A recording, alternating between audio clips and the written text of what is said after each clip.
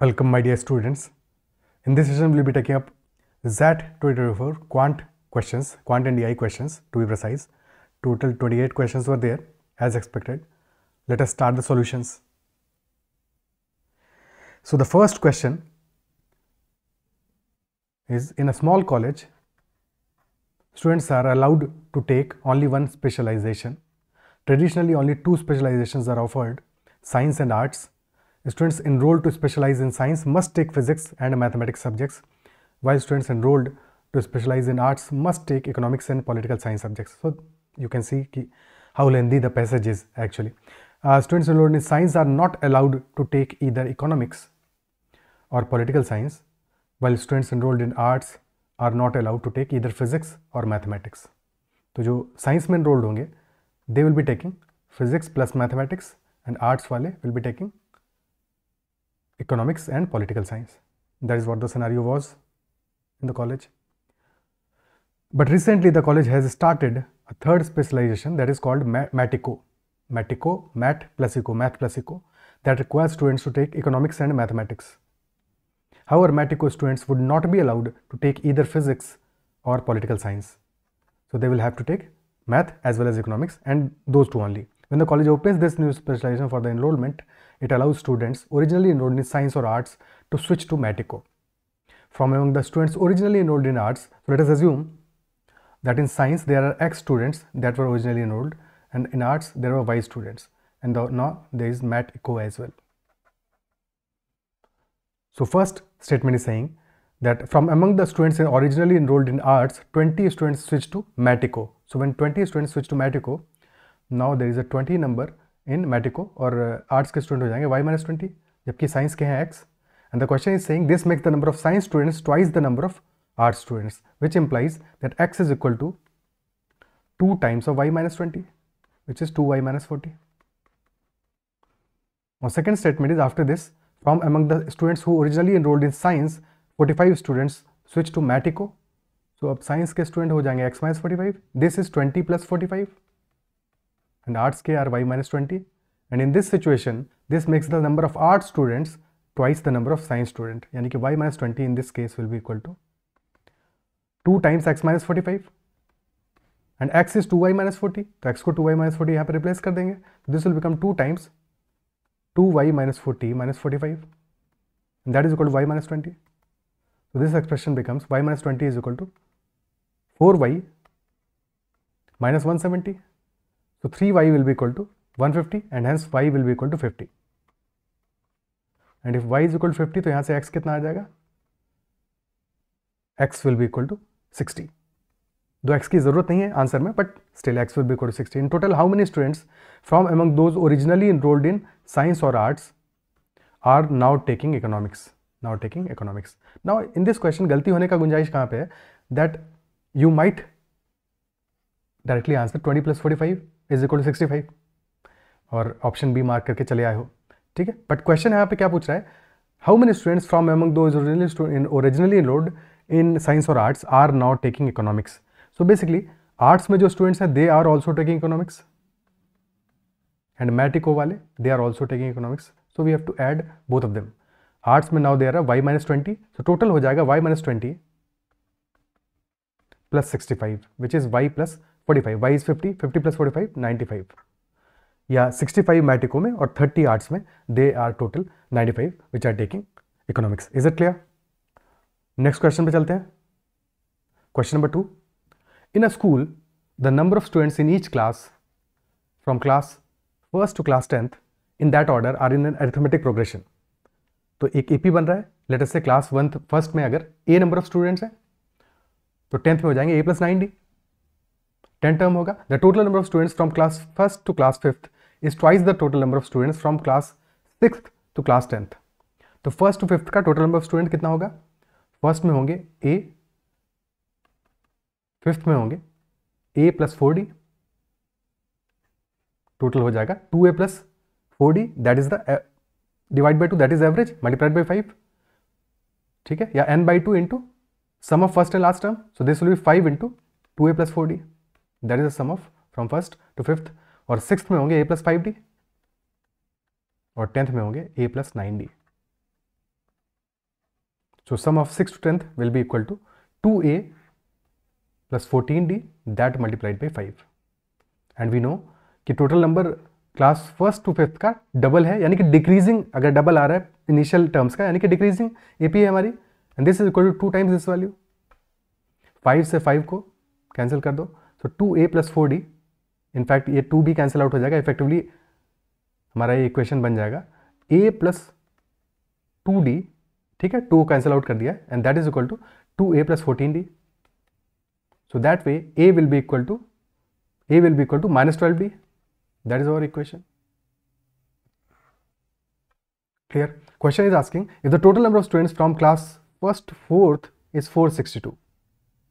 और class first to fourth कितने होंगे? फर्स्ट में है a, फोर्थ में है a प्लस 3d, यानी कि कैलकुलेशन थोड़ा सा है, बाकी क्वेश्चन तो आसान ही है. क्वेश्चन का सम कितना आ जाएगा? टोटल आ जाएगा 4 times, I mean 4/2 into 2a plus 3d, and that is equal to 462. और 4/2 यानी कि this will become 4a plus 6d is equal to 462, and we know that a is equal to minus 12d. तो 6d की जगह पे क्या लिख सकते हैं? This will be minus a/2, isn't it so?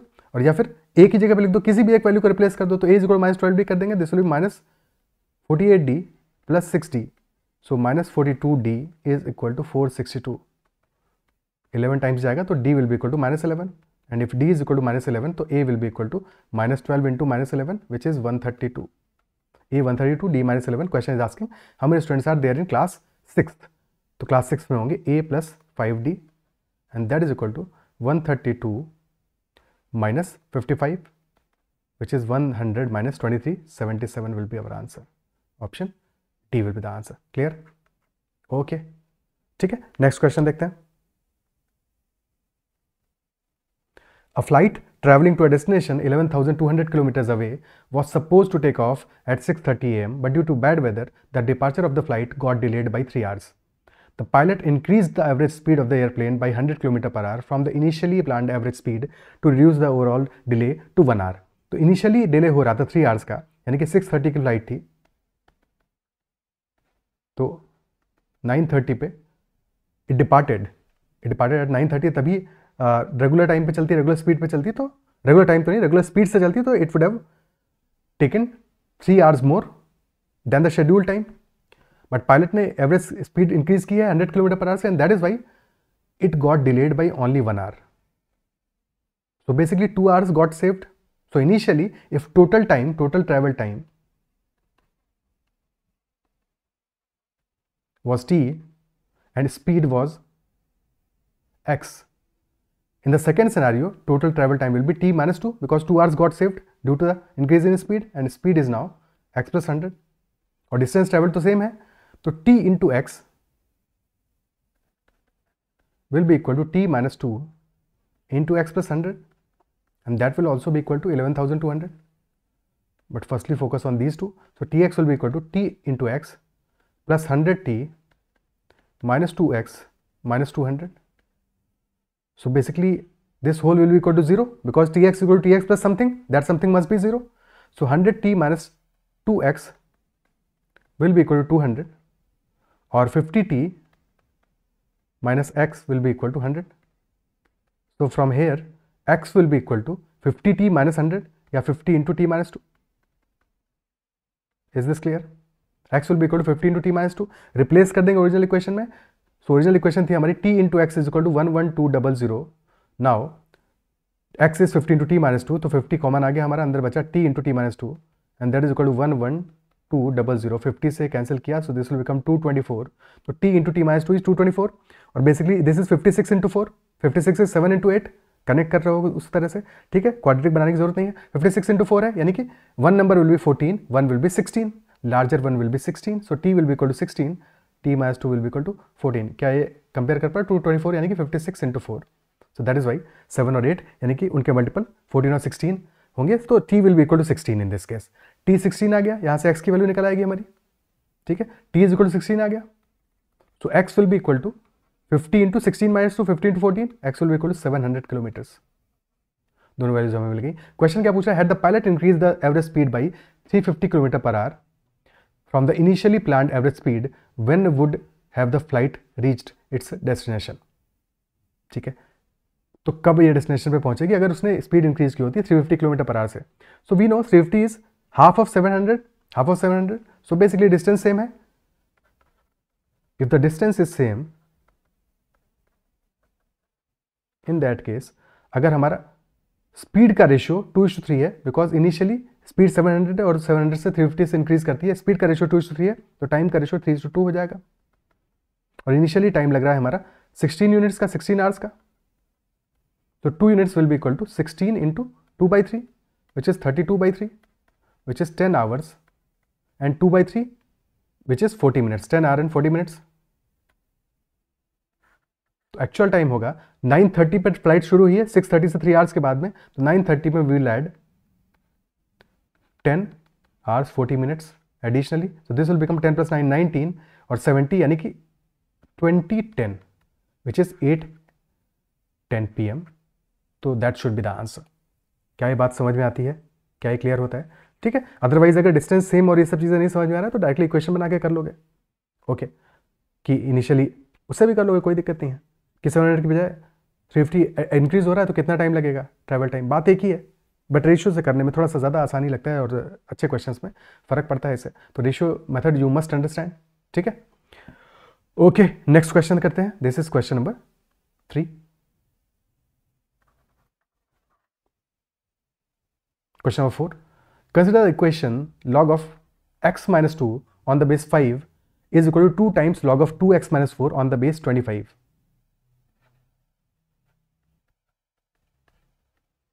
Is equal to 2 times log of 2x minus 4 on the base 25.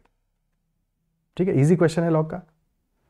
और but question में पंगा क्या हो रहा है ना, जितने भी क्वेश्चन हमने देखे पीछे, in every question, even in the first question भी ट्रिकी है, फंसाने वाला है. 65 बहुत सारे लोगों ने मार्क किया होगा. सेकंड क्वेश्चन में तो खैर उतना सॉल्व किया होगा तो सही मार्क किया होगा. In the third question also solve किया होगा तो सही मार्क किया होगा. फोर्थ को देखते हैं. थर्ड में कुछ फंसाने का चक्कर तो नहीं है, बट फोर्थ में there is a lot of scope of error. So if is 25 is 5 का square, so we can write that as 2 times log of 5 square 2x minus 4.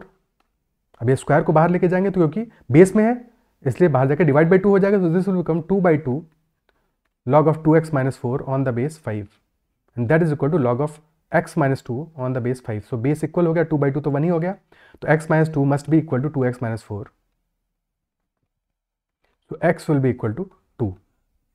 now since x is equal to 2, तो कई लोग ये गलती कर सकते हैं कि 2 को आंसर मार्क कर दे, but the question is asking for how many different values of x does the given equation hold.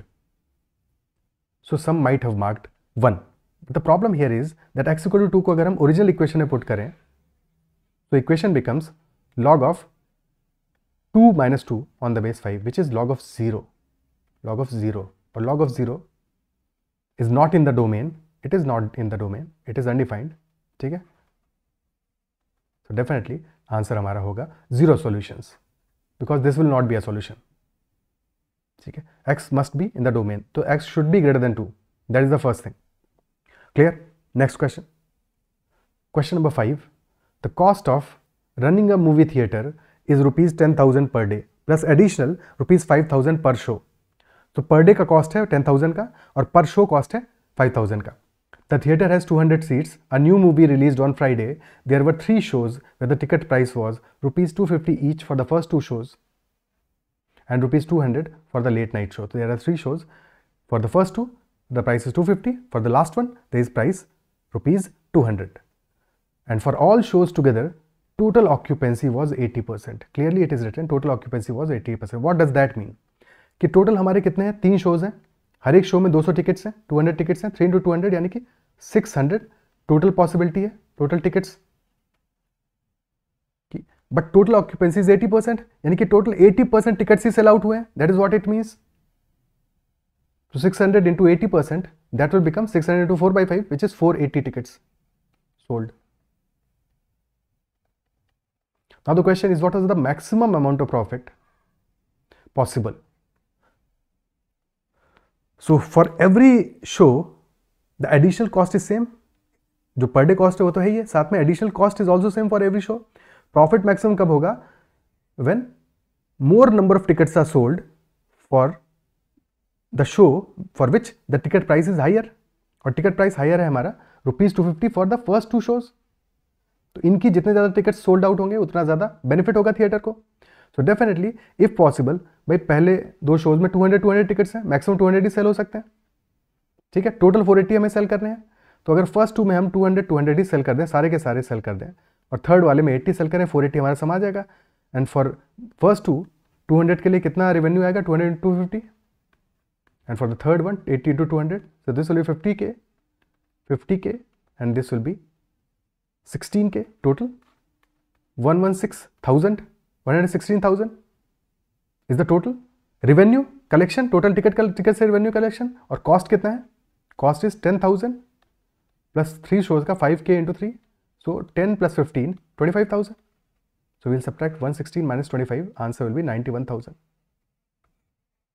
और इस क्वेश्चन में भी स्कोप क्या था गलती का, कि अल्टीमेटली ये कंफ्यूजन कि टोटल ऑक्यूपेंसी वाज 80%, अगर टोटल ऑक्यूपेंसी को इक्वली डिस्ट्रीब्यूट कर दिया तो आंसर गड़बड़ आ जाएगा, और उसके लिए डेफिनेटली ऑप्शन दिया होगा। अगर हम इक्वली डिस्ट्रीब्यूट कर देंगे तो फर्क क्या पड़ेगा, अल्टीमेटली हम सब में 200 था ना, हाँ 160 डिस्ट्रीब्यूट कर देंगे, इज दैट सो।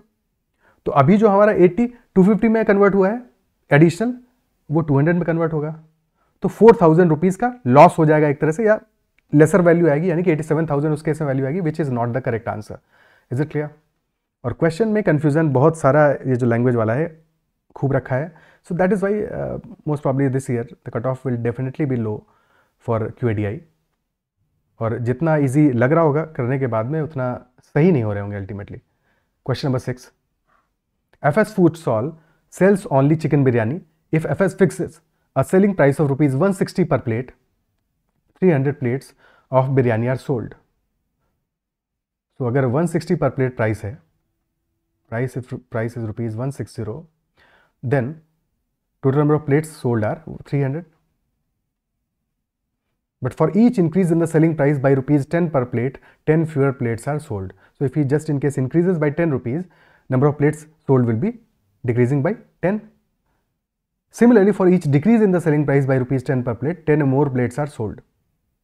ठीक है, तो अगर इन जनरल वो 10x से अपना सेलिंग प्राइस इंक्रीज करता है, तो अब selling price will be 160 plus 10x, and in that case number of plate sold will be what, that will be 300 minus 10x, decrease करेगा। क्वाइट द ऑपोजिट, अगर वो प्राइस को डिक्रीज करे 160 minus 10x करे, तो in that case number of plate sold will be 300 plus 10x। क्या ये बात क्लियर है, ठीक है। Then question is saying for FS incurs a cost of ₹120 per plate of biryani and has decided that the selling price will never be less than the cost price। so 120 is the cost and selling price will never be less than the cost price, ठीक है। Moreover, due to capacity constraints, more than 400 plates cannot be produced in a day। तो maximum 400 plates sell कर सकता है, और minimum price will be 120। so price minimum is 120 at plates maximum is equal to 400, that is the condition। if the selling price on any given day is the same for all the plates and can only be a multiple of ₹10, so selling price is same for all the plates and it is a multiple of ₹10, then what is the maximum profit that FS can achieve in a day? Profit will be total revenue minus total cost, ठीक है। सो पर plate उसका cost कितना है, 120 है, और पर plate उसको रेवेन्यू कितना मिल रहा है, कोई भी वैल्यू एज्यूम कर लो। देखो हम चाहे इंक्रीज करें या डिक्रीज करें, एक्चुअल में एक केस में इंक्रीज हो रहा है, एक में डिक्रीज हो रहा है, तो अगर हम इंक्रीज वाला केस लेते हैं, लेट अस सपोज, तो रेवेन्यू कितना बना 160 plus 10x into 300 minus 10x, ठीक है। तो यहाँ पे ये समझो अगर x निगेटिव आएगा तो हमारा डिक्रीज वाला वैल्यू आ जाएगा। तो दोनों केसेस के लिए कंफ्यूज नहीं होना है, सिर्फ एक वाला वैल्यू ले लेंगे हम, कोई भी एक वैल्यू ले लो, और अगर x निगेटिव आ गया तो विल आइडेंटिफाई कि वो उल्टा वाला आंसर रहा होगा, ठीक है। सो हमने पहला वाला ले लिया, तो 160 प्लस 10x ये तो प्राइस है, इसमें से 120 सब्ट्रैक्ट करोगे, सो this will be the profit and that multiply by total number of plates, तो 300 minus 10x, so this will B 160 minus 120 which is 40 plus 10x and that is equal to 300 minus 10x। Now in any such case, जब भी हमें ऐसी values given हो, एक value increase कर रही है, एक वैल्यू डिक्रीज कर रही है, और मल्टीप्लिकेशन हमें क्या चाहिए, मैक्सिमम चाहिए, प्रॉफिट मैक्सिमम चाहिए, तो प्रॉफिट हमेशा तब मैक्सिमम होगा जब ये दोनों वैल्यूज आपस में इक्वल हो, ठीक है। AMGM इनइक्वालिटी से we can say that maximize हमारा तब होगा प्रॉफिट जबकि ये दोनों वैल्यूज हमारी इक्वल हो, और दोनों को इक्वल करेंगे तो 40 + 10x that will equal to 300 - 10x, so 20x will be equal to 260, so x will be equal to 13, x will be equal to 13.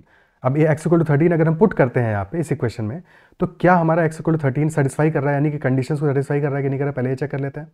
ठीक है, सो this will B 160 plus price हो जाएगा हमारा 160 + 130 यानी कि 290, और प्लेट्स हो जाएंगी 300 - 130 यानी कि 170 प्लेट्स. तो 290 will be the price, 170 will the plates. दोनों कंडीशन सेटिस्फाई हो रही है. प्राइस मिनिमम, प्राइस तो बढ़ ही रहा है, और प्लेट्स भी मैक्सिमम, वो भी कोई वैसे भी कोई टेंशन नहीं था क्योंकि बिकॉज ऑब्वियसली प्लेट्स डिक्रीज हो रही हैं, प्राइस इंक्रीज हो रहा है, तो कोई कंडीशन वाला पंगा नहीं आ रहा है. ठीक है, क्वेश्चन में क्या पूछा है, what is the maximum profit that FS can achieve.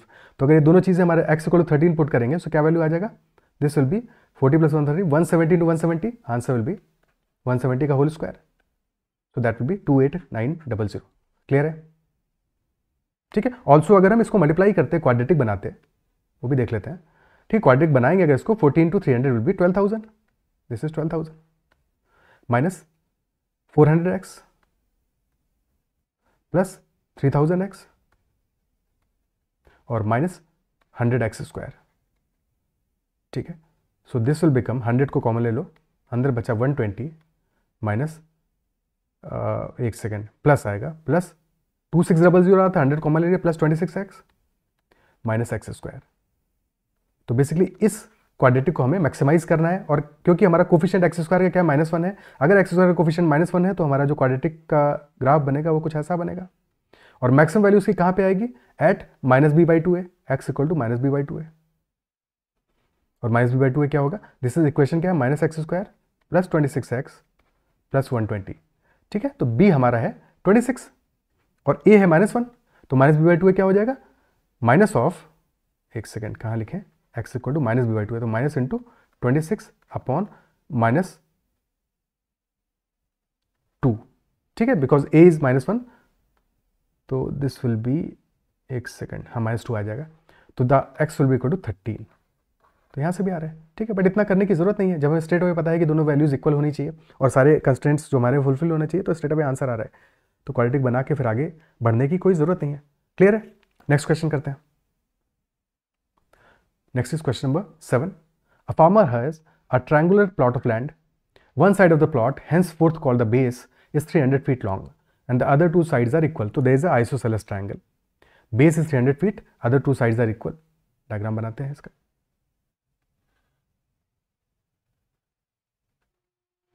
Base we know that is 300 and other two sides are equal, so let us say they are x and x.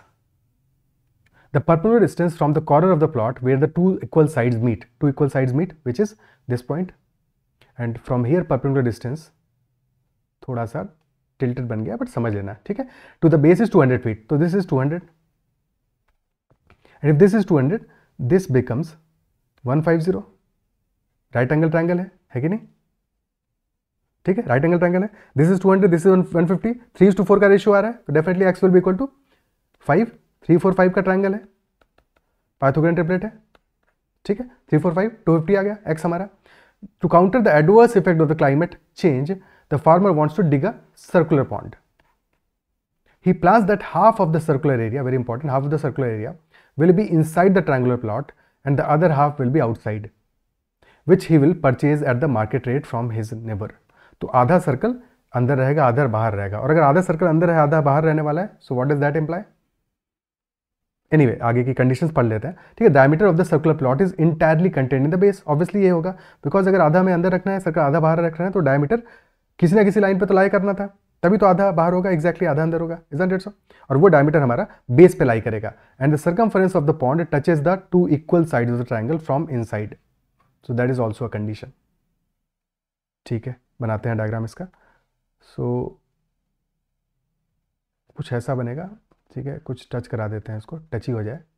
Okay, ठीक है, भावनाओं को समझ लेना, ये उतना अच्छा सर्कल बना नहीं है, बट समझ लेना. ठीक है, तो आधा सर्कल हमारा अंदर आएगा, आधा सर्कल बाहर आएगा. और फिर फार्मर को क्या करना पड़ेगा, क्योंकि आधा सर्कल उसके प्रॉपर्टी में है, आधा आउटसाइड है, तो आउटसाइड वाले को परचेज करना पड़ेगा। Question is, if the market rate per square feet of land is ₹1400, how much does the farmer must pay to buy the land from his neighbour for the pond. तो कितना land उसको buy करना है? If the radius is r, this is radius, if the radius is r, तो land उसको buy करना होगा πr² divided by 2, half the area multiplied by 1400, that should be our answer, यानी कि πr² इंटू 700। ठीक है, बट पहले are तो निकाल लें। नाउ इन दिस क्वेश्चन देखो ये आर है और डेफिनेटली दिस इज टेंजेंट, ठीक है, टेंजेंट है। तो if you observe, late us से नेमिंग कर लें थोड़ा सा तो ज़्यादा क्लैरिटी आएगा। A B C and this is P and this is D. तो now triangle A P D, triangle A P D को देखो और ट्रायंगल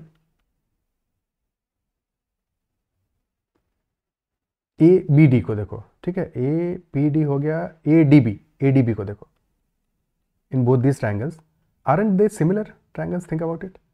ये एंगल ए तो हमारा कॉमन है दोनों केसेस में, एंगल ए कॉमन है, angle P and angle D they are of 90 degrees. ठीक है, हाँ, साथ में हमेशा जब भी ये सिमिलरिटी हमें करनी है, हमेशा ये ध्यान रखना है कि जो सेम एंगल्स हैं उनको एक साथ रखना है। जैसे ए को साथ में रखा, पी को, ऑर्डर हमेशा ध्यान रखना है, बिकॉज तब हम जब रेशियो बनाएं तो हमें गड़बड़ नहीं हो हमसे, अदरवाइज रेशियो उल्टा बन जाएगा तो फिर सवाल गलत हो जाएगा। ठीक है, so triangle A P D is similar to triangle A D B, ये दोनों सिमिलर है, यानी कि दोनों में 3, भाई ए बी डी में हमारा क्या रेशियो 3:4:5 का आ रहा है, तो ए पी डी में वही सेम रेशियो आएगा। ठीक है, and we know that this is 200, this side is 200 is equal to 5, this is hypotenuse for the triangle A P D. तो अगर ए पी डी में this is 200 which is equal to 5 units, तो एक side हमारी 90 होगी और एक 120 होगी, एक 120 होगी। Is that clear?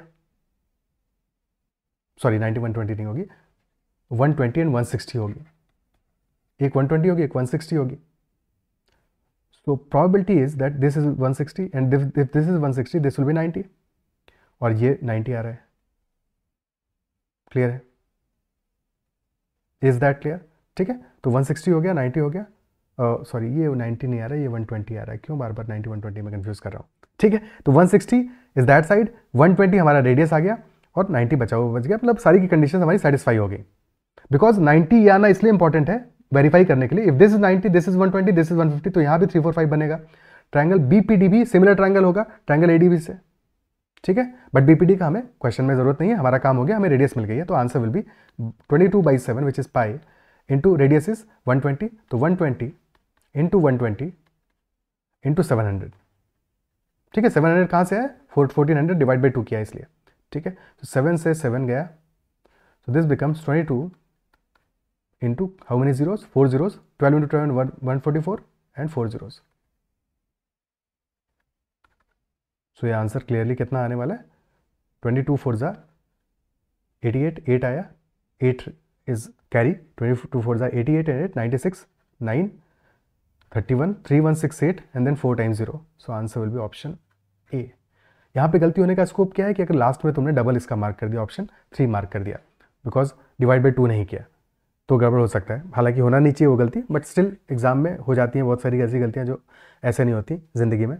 ठीक है, सो ये सब होती हैं, ना हो जितनी हो उतना बेहतर है, बट अगर किसी से ऐसी गलती हुई है तो कमेंट में ज़रूर मेंशन करना कि ऐसा मिस्टेक हुआ। ओके, नेक्स्ट क्वेश्चन करते हैं। Question number 8, a group of boys is practicing football in a rectangular ground. Raju and Ratan are standing at the two opposite midpoints of the two shorter sides. So there is a rectangular ground है।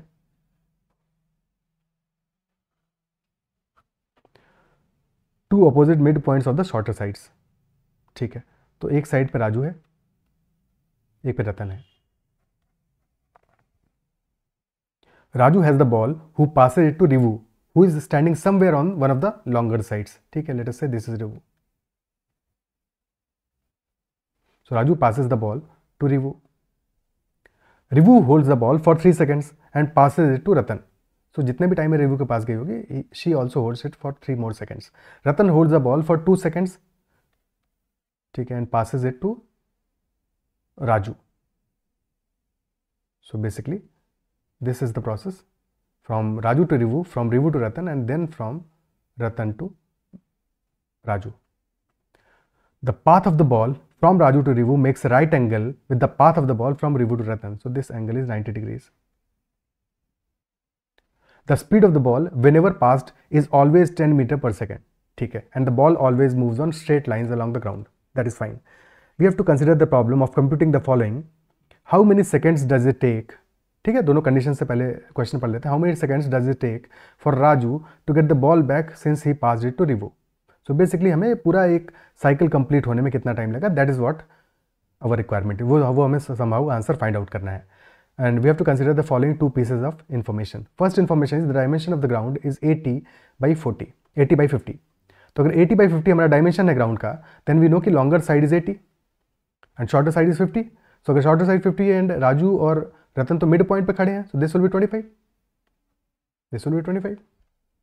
Is that it? So ठीक है, तो इससे क्या हमें राजू से review तक का डिस्टेंस मिलेगा. Let us say this is A, this distance is A, this is B, this is C. तो हमारा आंसर क्या होगा? Our answer will be a/10 plus b/10 plus c/10 और प्लस 3 और 2, ये जो एक्स्ट्रा टाइम लगा है, plus 3 plus 2. This will be our answer. Isn't it so? This will be our answer. अब हमें a b c क्या फाइंड आउट हो सकते हैं? c तो मिल गया यहां से clearly, c is equal to 80. c is equal to 80. Isn't it so? और a और b के बारे में पता है कि they are at 90 degrees. They are at 90 degrees, है कि नहीं? ठीक है. ऑल्सो थिंक अबाउट इट, अगर कंफ्यूज हो रहे हो, बिकॉज ऐसा लग सकता है यहाँ पे कि ए और बी की वैल्यूज हमें नहीं मिली है, तो first statement alone is not sufficient. This is possible, you might think so, but ultimately ये सोचो कि if we draw a circle here, ठीक है, एक सर्कल ड्रॉ करें. सो अभी डायग्राम से देखो समझ में नहीं आएगा, बिकॉज डायग्राम में थोड़ा सा पॉइंट रिव्यू का गलत चूज कर लिया, बट 90 डिग्री एंगल जब बनाएगा so it will be somewhere here. And if we draw this, तो ये डायमीटर होगा हमारा, ये जो सी है हमारा, या राजू और रतन के बीच का जो डिस्टेंस है, that will B diameter of the circle. और सेमी सर्कल है तभी 90 डिग्री का एंगल बन रहा है, इजंट इट सो? तो उससे हमें ए और बी की वैल्यूज मिल जाएंगी इक्वेशन बना के. क्या इस बात को अप्रिशिएट कर पा रहे हो? बेसिकली या तो वैल्यूज हमारी इधर पे आएंगी, ठीक है, दो सॉल्यूशन होंगे, ध्यान से समझना. या तो वैल्यूज हमें इधर मिलने वाली है, रिव्यू मस्ट बी हियर, और review might be on this side, the two intersection points of the semicircle and rectangle, isn't it so? But in both cases the answer will be same. So yes, from the first statement alone we can find out the answer. So this statement is sufficient. This is sufficient. Answer निकालना नहीं, हमको सिर्फ इतना पता करना है कि sufficient है कि नहीं है.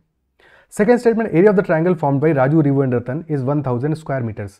So area is 1/2 AB and that is 1000. So if we read only the second statement, AB is equal to 2000. A into B is 2000. But there can be multiple values A into B से. भाई A और B हमारा A can be equal to 100, B can be equal to 20, और A can be equal to 50, B can be equal to 40. There can be multiple values of A and B, and the answer will depend on these values, isn't it so? क्योंकि second statement को alone consider करते हैं, तो फिर हमें dimensions नहीं पता है, तो that alone is not sufficient. Not sufficient. There can be multiple answers. So definitely answer will be option A, option 1. First alone is sufficient to solve the problem. Is it clear? ठीक है. Question number 9. The question is saying the least, एक second. The question is saying the least common multiple of a number and 990 is 6930. Let us say number is equal to n. A number हमारा n है, तो LCM of n and 990 is equal to 6930. 6930 को 990 से divide कर लो तो कितना आएगा? That will be 990 into 7. 990 into 7, isn't it so? तो n must be a multiple of 7. n का एक फैक्टर 7 होना चाहिए, बिकॉज ये 7 आया कहाँ से? 990 से तो आया नहीं, LCM में है, तो definitely n must be a multiple of 7. n is a multiple of 7. Secondly, the greatest common divisor of that number and 550 is 110, यानी कि GCD या HCF, greatest common divisor HCF is only, so n and 550 is 110. And if that is so, greatest common divisor यानी कि greatest common factor, highest common factor of n and 550 is 110, यानी कि 110 is also a factor of n, so n is a multiple of 110 as well. If it is a multiple of 7 as well as 110, तो minimum possible value क्या होगी? That will be 7 into 110 and hence 770. So N minimum should be 770. Question क्या पूछ रहा है? Sum of the digits of the least possible value of that number, that is minimum possible value. So N minimum क्या value आ रहा है? 770. सम of digits हो जाएगा 7 + 7 + 0 which is equal to 14. 14. Option C. Clear? Okay, next question पे चलते हैं. Next is question number 10. The roots of the polynomial px is equal to 2x cube minus 11x square plus 17x minus 6 are the radii of three concentric circles. Roots जो इस polynomial के they are the radii of three concentric circles. The ratio of their area when arranged from the largest to the smallest is which of the following options? अब एक चीज़ यहाँ पे समझनी है कि जो भी रूट्स होंगे हमारे, let us say roots are a, b and c. अभी रूट्स निकालना सीखेंगे क्यूबिक के कैसे निकालेंगे, बट अगर रूट्स हमारे a, b और c हैं तो वी नो कि रेशियो ऑफ देयर एरिया, और ये रूट्स क्या है? रेडियाई हैं तीन कॉन्सेंट्रिक सर्कल से, तो रेशियो ऑफ एरियाज क्या आएगा? Pi a square is two pi b square is two pi c square. So pi से पाई तो चला जाएगा, पाई पाई तो जुगाड़ किया वो सब हट जाएगा, बचेगा a square is to b square is to c square. So our answer should be in format जहां पे कि a square b square c square possibly perfect squares हो. क्या ये बात अप्रिशिएट कर पा रहे हो? They might possibly be perfect squares. और परफेक्ट स्क्वायर किस केस में आ रहे हैं? फर्स्ट में तो नहीं आ रहे, सेकंड में आ रहे हैं, थर्ड में नहीं आ रहे, फोर्थ में आ रहे हैं. यानी सेकंड या फोर्थ में से कोई एक सॉल्यूशन हो सकता है. Is it clear? ठीक है, बट यहां से भी हमारा वेरीफाई नहीं होगा ना. दो ऑप्शंस तो मिल गए हमको, सेकंड और फोर्थ में से कोई होगा, बट वेरीफाई नहीं हो रहा. ठीक है, तो एक छोटा सा कॉन्सेप्ट और समझ लेते हैं, इसके बाद वेरीफाई भी हो जाएगा. तो एक्स माइनस अल्फा, अगर एक रूट अल्फा है, एक बीटा है और एक गामा है, ठीक है, एक गामा है, इन that case if you multiply all these values, this becomes x cube minus alpha plus beta plus gamma times x square plus alpha beta plus beta gamma plus gamma alpha into x और minus alpha into beta into gamma. ठीक है, अब compare करो इसको. 2 एक आ रहा है, 2 को छोड़ो थोड़ी देर के लिए. ठीक है, चाहो तो 2 से डिवाइड कर लो, ऐसे लिख दो 2 into x cube by 2 minus 11 by 2 x square plus 17 by 2 x minus 6 by 2 which is equal to 3. Now this is the equation. अब यहाँ पे कंपेयर करो, alpha plus beta plus gamma कितना आ रहा है? That is 11 by 2. ठीक है, 11 बाई 2 आ रहा है. हमें अल्फा बीटा गामा निकालने की जरूरत नहीं है, लेकिन हमें ये पता है कि अगर सेकंड ऑप्शन आंसर होगा तो क्योंकि ये स्क्वायर्स है तो वैल्यूज क्या होंगी? 3 इंटू समथिंग, क्योंकि रेशियो है. लेट अस से पहली वैल्यू है 3x या x नहीं 3r मान लो, 3r है, और दूसरी वैल्यू है 2r, third is r. These are the values 3r 2r and r. ठीक है, तो तीनों का सम क्या आएगा? Sum will be equal to 6r. Sum will be equal to 6r. और जबकि हमारा सम यहाँ पे क्या रहा है? 11 बाई 2. तो प्रॉब्लम है, 11 इज अ प्राइम नंबर, तो 6r हमारा 11 बाई 2 के बराबर आ रहा है. वही अगर हम यहाँ पे कंपेयर करें सेकंड केस में, sorry, so that will be 6r 4r and r. 6 + 4 + 1 11 definitely satisfy करा, तो our answer will be option 4. ठीक है, इतने से हमारा क्वेश्चन सॉल्व हो जाएगा. ठीक है, बट किसी भी क्यूबिक इक्वेशन के रूट्स निकालना बहुत आसान होता है, वो चीज़ हम अभी इस क्वेश्चन में सीख लेते हैं. ठीक है, और इसके बाद में प्रैक्टिस के लिए will do that in separate video, कोई और वीडियो बना देंगे जहाँ पे कि will practice some questions on that. But फिलहाल समझ लेते हैं कि कैसे हम किसी क्यूबिक इक्वेशन का रूट निकालेंगे. देखो, ये हमें क्यूबिक इक्वेशन गिवन है जिसमें कि हमें जो पहला नंबर गिवन है कोफिशिएंट एक्स क्यूब का, दैट इज 2 है. तो somehow this equation will be like something like this. 2 है, 2 के और फैक्टर क्या करोगे? 1 और 2 ही होगा, और कुछ तो हो नहीं सकता. ठीक है, सो somehow this will be like this, x into x minus alpha into x minus beta into 2x minus gamma, ऐसा कुछ होगा वैल्यू. यानी एक अल्फा होगा, एक बीटा होगा, एक गामा बाई 2 होगा. क्या ये बात अप्रिशिएट कर पा रहे हो? ठीक है, तो अगर 2 कोफिशिएंट आ रहा है तो डेफिनेटली 2 होगा, 3 होगा. अगर 4 होता तो फिर दो जगह पे 2 आता. ठीक है, बट क्योंकि 2 ही है तो definitely x minus alpha x minus beta और 2x माइनस गामा इस टाइप से रहा होगा. तो alpha beta and gamma by 2 तीन रूट होंगे इसके. क्लियर है? अब इसके बाद में लास्ट वाले पे फोकस करो, क्योंकि अभी जैसे हमने लिखा था, जब भी हम लिखेंगे कोई भी हमारी क्यूबिक इक्वेशन है तो हमेशा रूट्स होंगे उसके x minus x cube minus सारे रूट्स का सम इंटू एक्स स्क्वायर. अब इससे डरने की जरूरत नहीं है. ठीक है, इसको बस समझने के लिए लिख रहे हैं, बाकी अभी से पहले लिखा था वही बात है. प्लस 2 रूट्स का मल्टीप्लीकेशन सारे जो होंगे alpha beta beta gamma gamma alpha, that multiplied by x minus सारे रूट्स का प्रोडक्ट. सिग्मा तो नहीं, मतलब ये तो एक ही आना है प्रोडक्ट में, alpha beta and gamma, that much is sufficient. ठीक है, तो ये हमारा वैल्यू आ रहा है, यानी कि अल्टरनेट प्लस माइनस आता है, अल्टरनेट प्लस माइनस आता है. ठीक है, पेशेंट रहना, उसके बाद में तुम्हें समझ में आएगा, मजा आएगा तुमको इस क्वेश्चन में, कितना आसानी से रूट्स निकल जाते हैं. तो ये अल्टरनेट प्लस माइनस आ रहा है, यहाँ भी अल्टरनेट प्लस माइनस आ रहा है अपना. ठीक है, तो लास्ट वैल्यू पे फोकस करो. लास्ट क्या है? प्रोडक्ट है. प्रोडक्ट आ रहा है हमारा 6.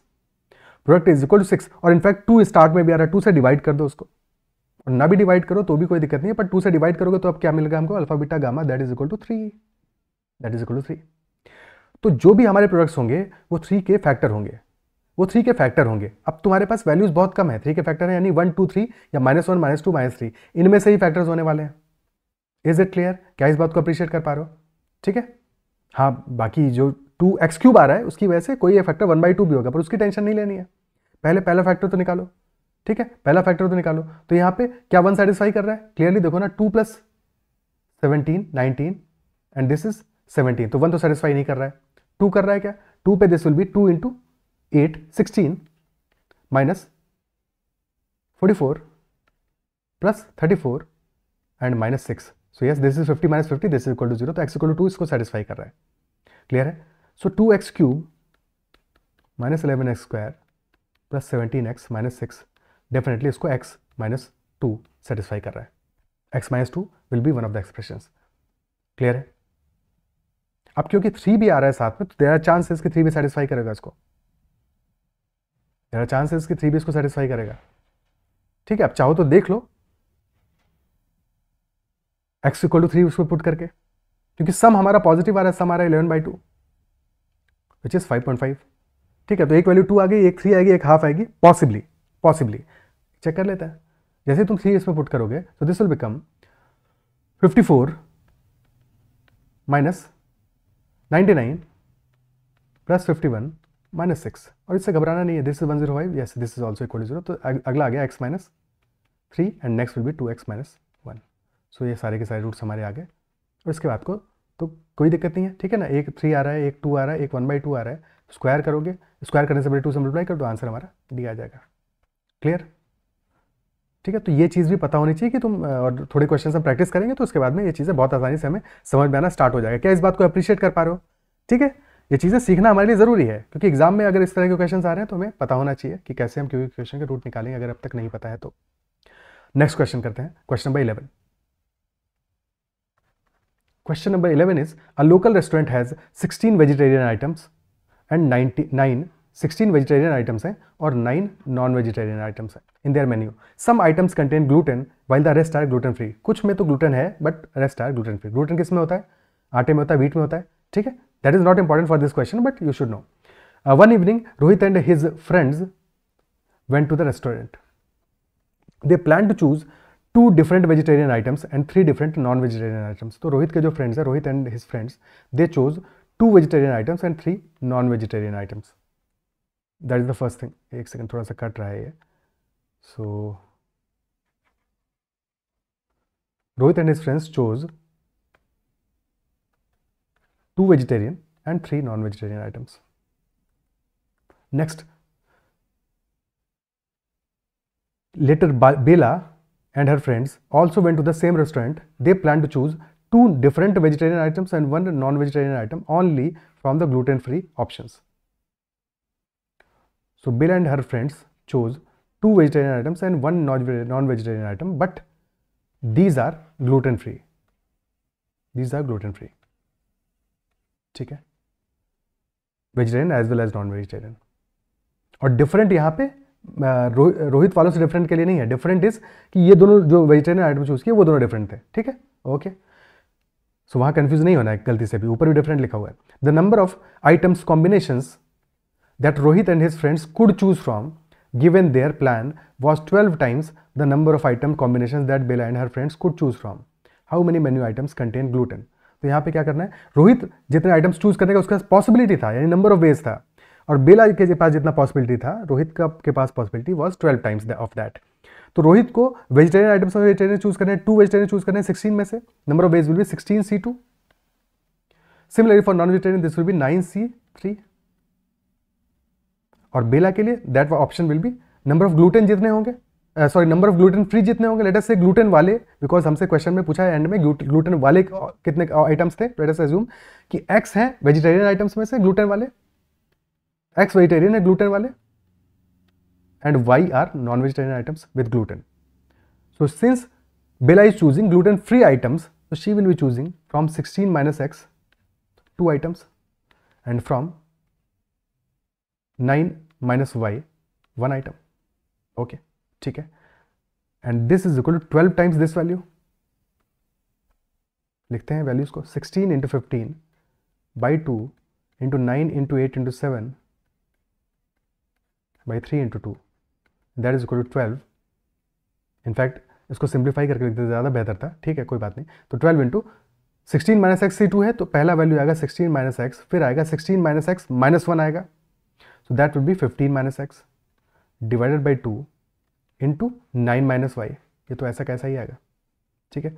अब हाँ 3 से काटेंगे, ऊपर 3 आएगा, 2 से काटेंगे 4 आएगा, 3 इंटू 4 इज 12, 12 से 12 कैंसिल आउट हो गया, इस 2 से ये 2 कट जाएगा, बचा अब है 16, 15 एंड 7, ठीक है। 16, 15 एंड 7 जानबूझ कैसे हमने इसलिए लिखा, सीधे वैल्यूज इसलिए लिखा क्योंकि हमें वहाँ पे भी राइट हैंड साइड में कंपेयर कराना है वैल्यूज से, ठीक है। तो इस बात को अप्रिशिएट करना, समझना कि हमने क्यों नहीं लिखा है, अदरवाइज सीधे सीधे 16 इंटू 15 बाई 2 करके लिख सकते थे, पर लिखा इसलिए नहीं क्योंकि लास्ट में हमें इन वैल्यूज को कंपेयर कराना है ना, ठीक है। सो 16 इंटू 15 आ रहा है और इंटू 7 आ रहा है, तो थिंक अबाउट इट, अगर हम x इक्वल टू 0 पुट करें तो 16 इंटू 15 यहाँ पे भी राइट हैंड साइड पे भी आ जाएगा, और जो वैल्यू 7 आ रही है यानी कि y इक्वल टू 2 भी सेटिस्फाई करेगा इसको, x equal to 0 and y equal to 2, this is satisfying the equation, isn't it clear?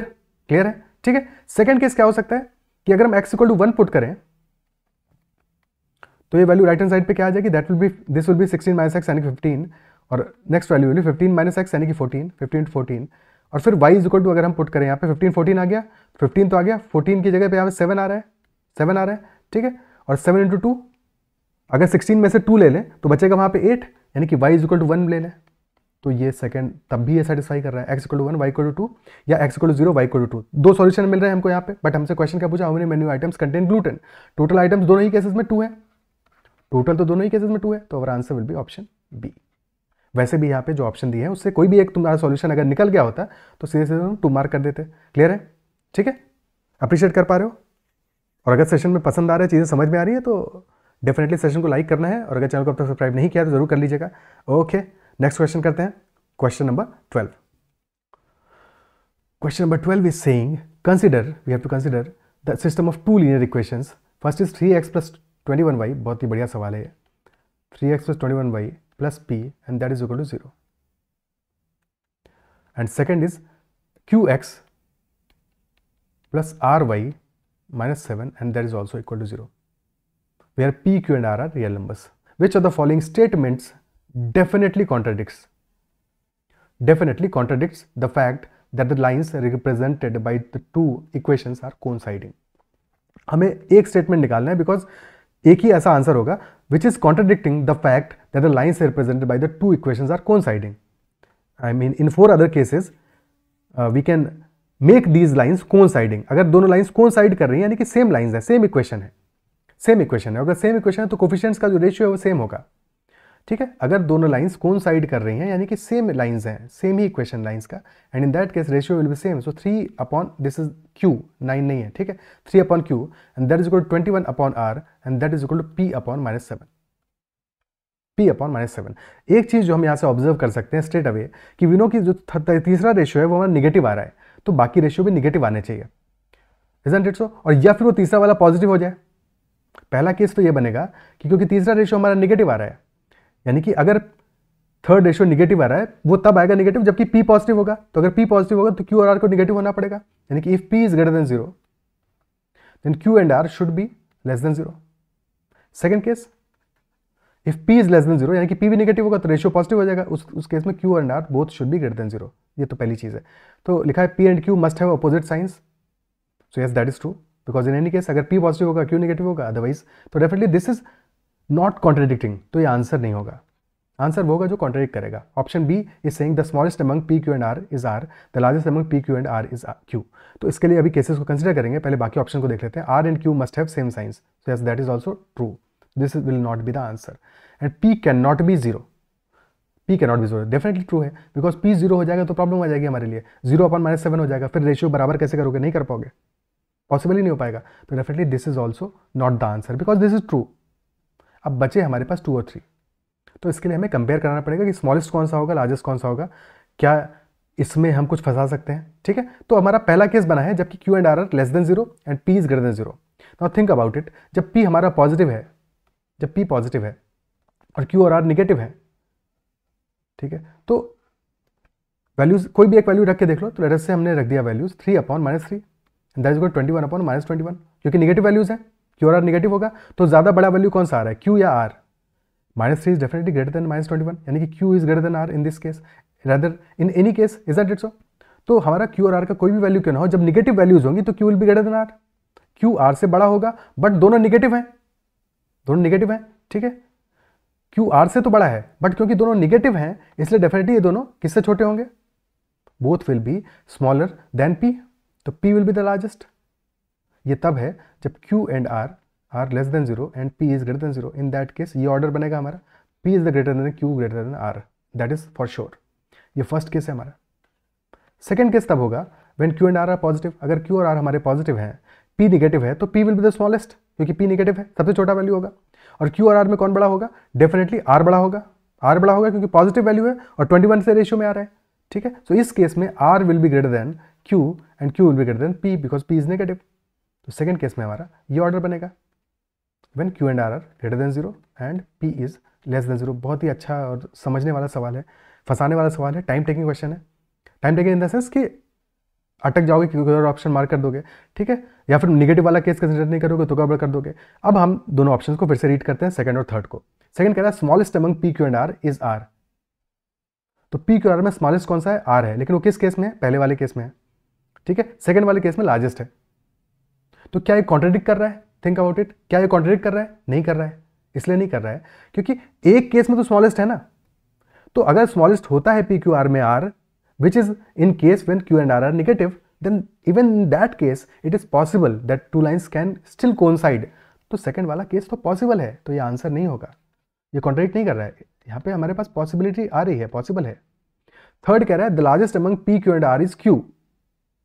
Now q in both cases is the middle value, it is never the largest never the smallest, so definitely this is contradicting, so this will be our answer, क्योंकि ये किसी भी case में नहीं हो सकता, this is impossible, impossible, is it clear?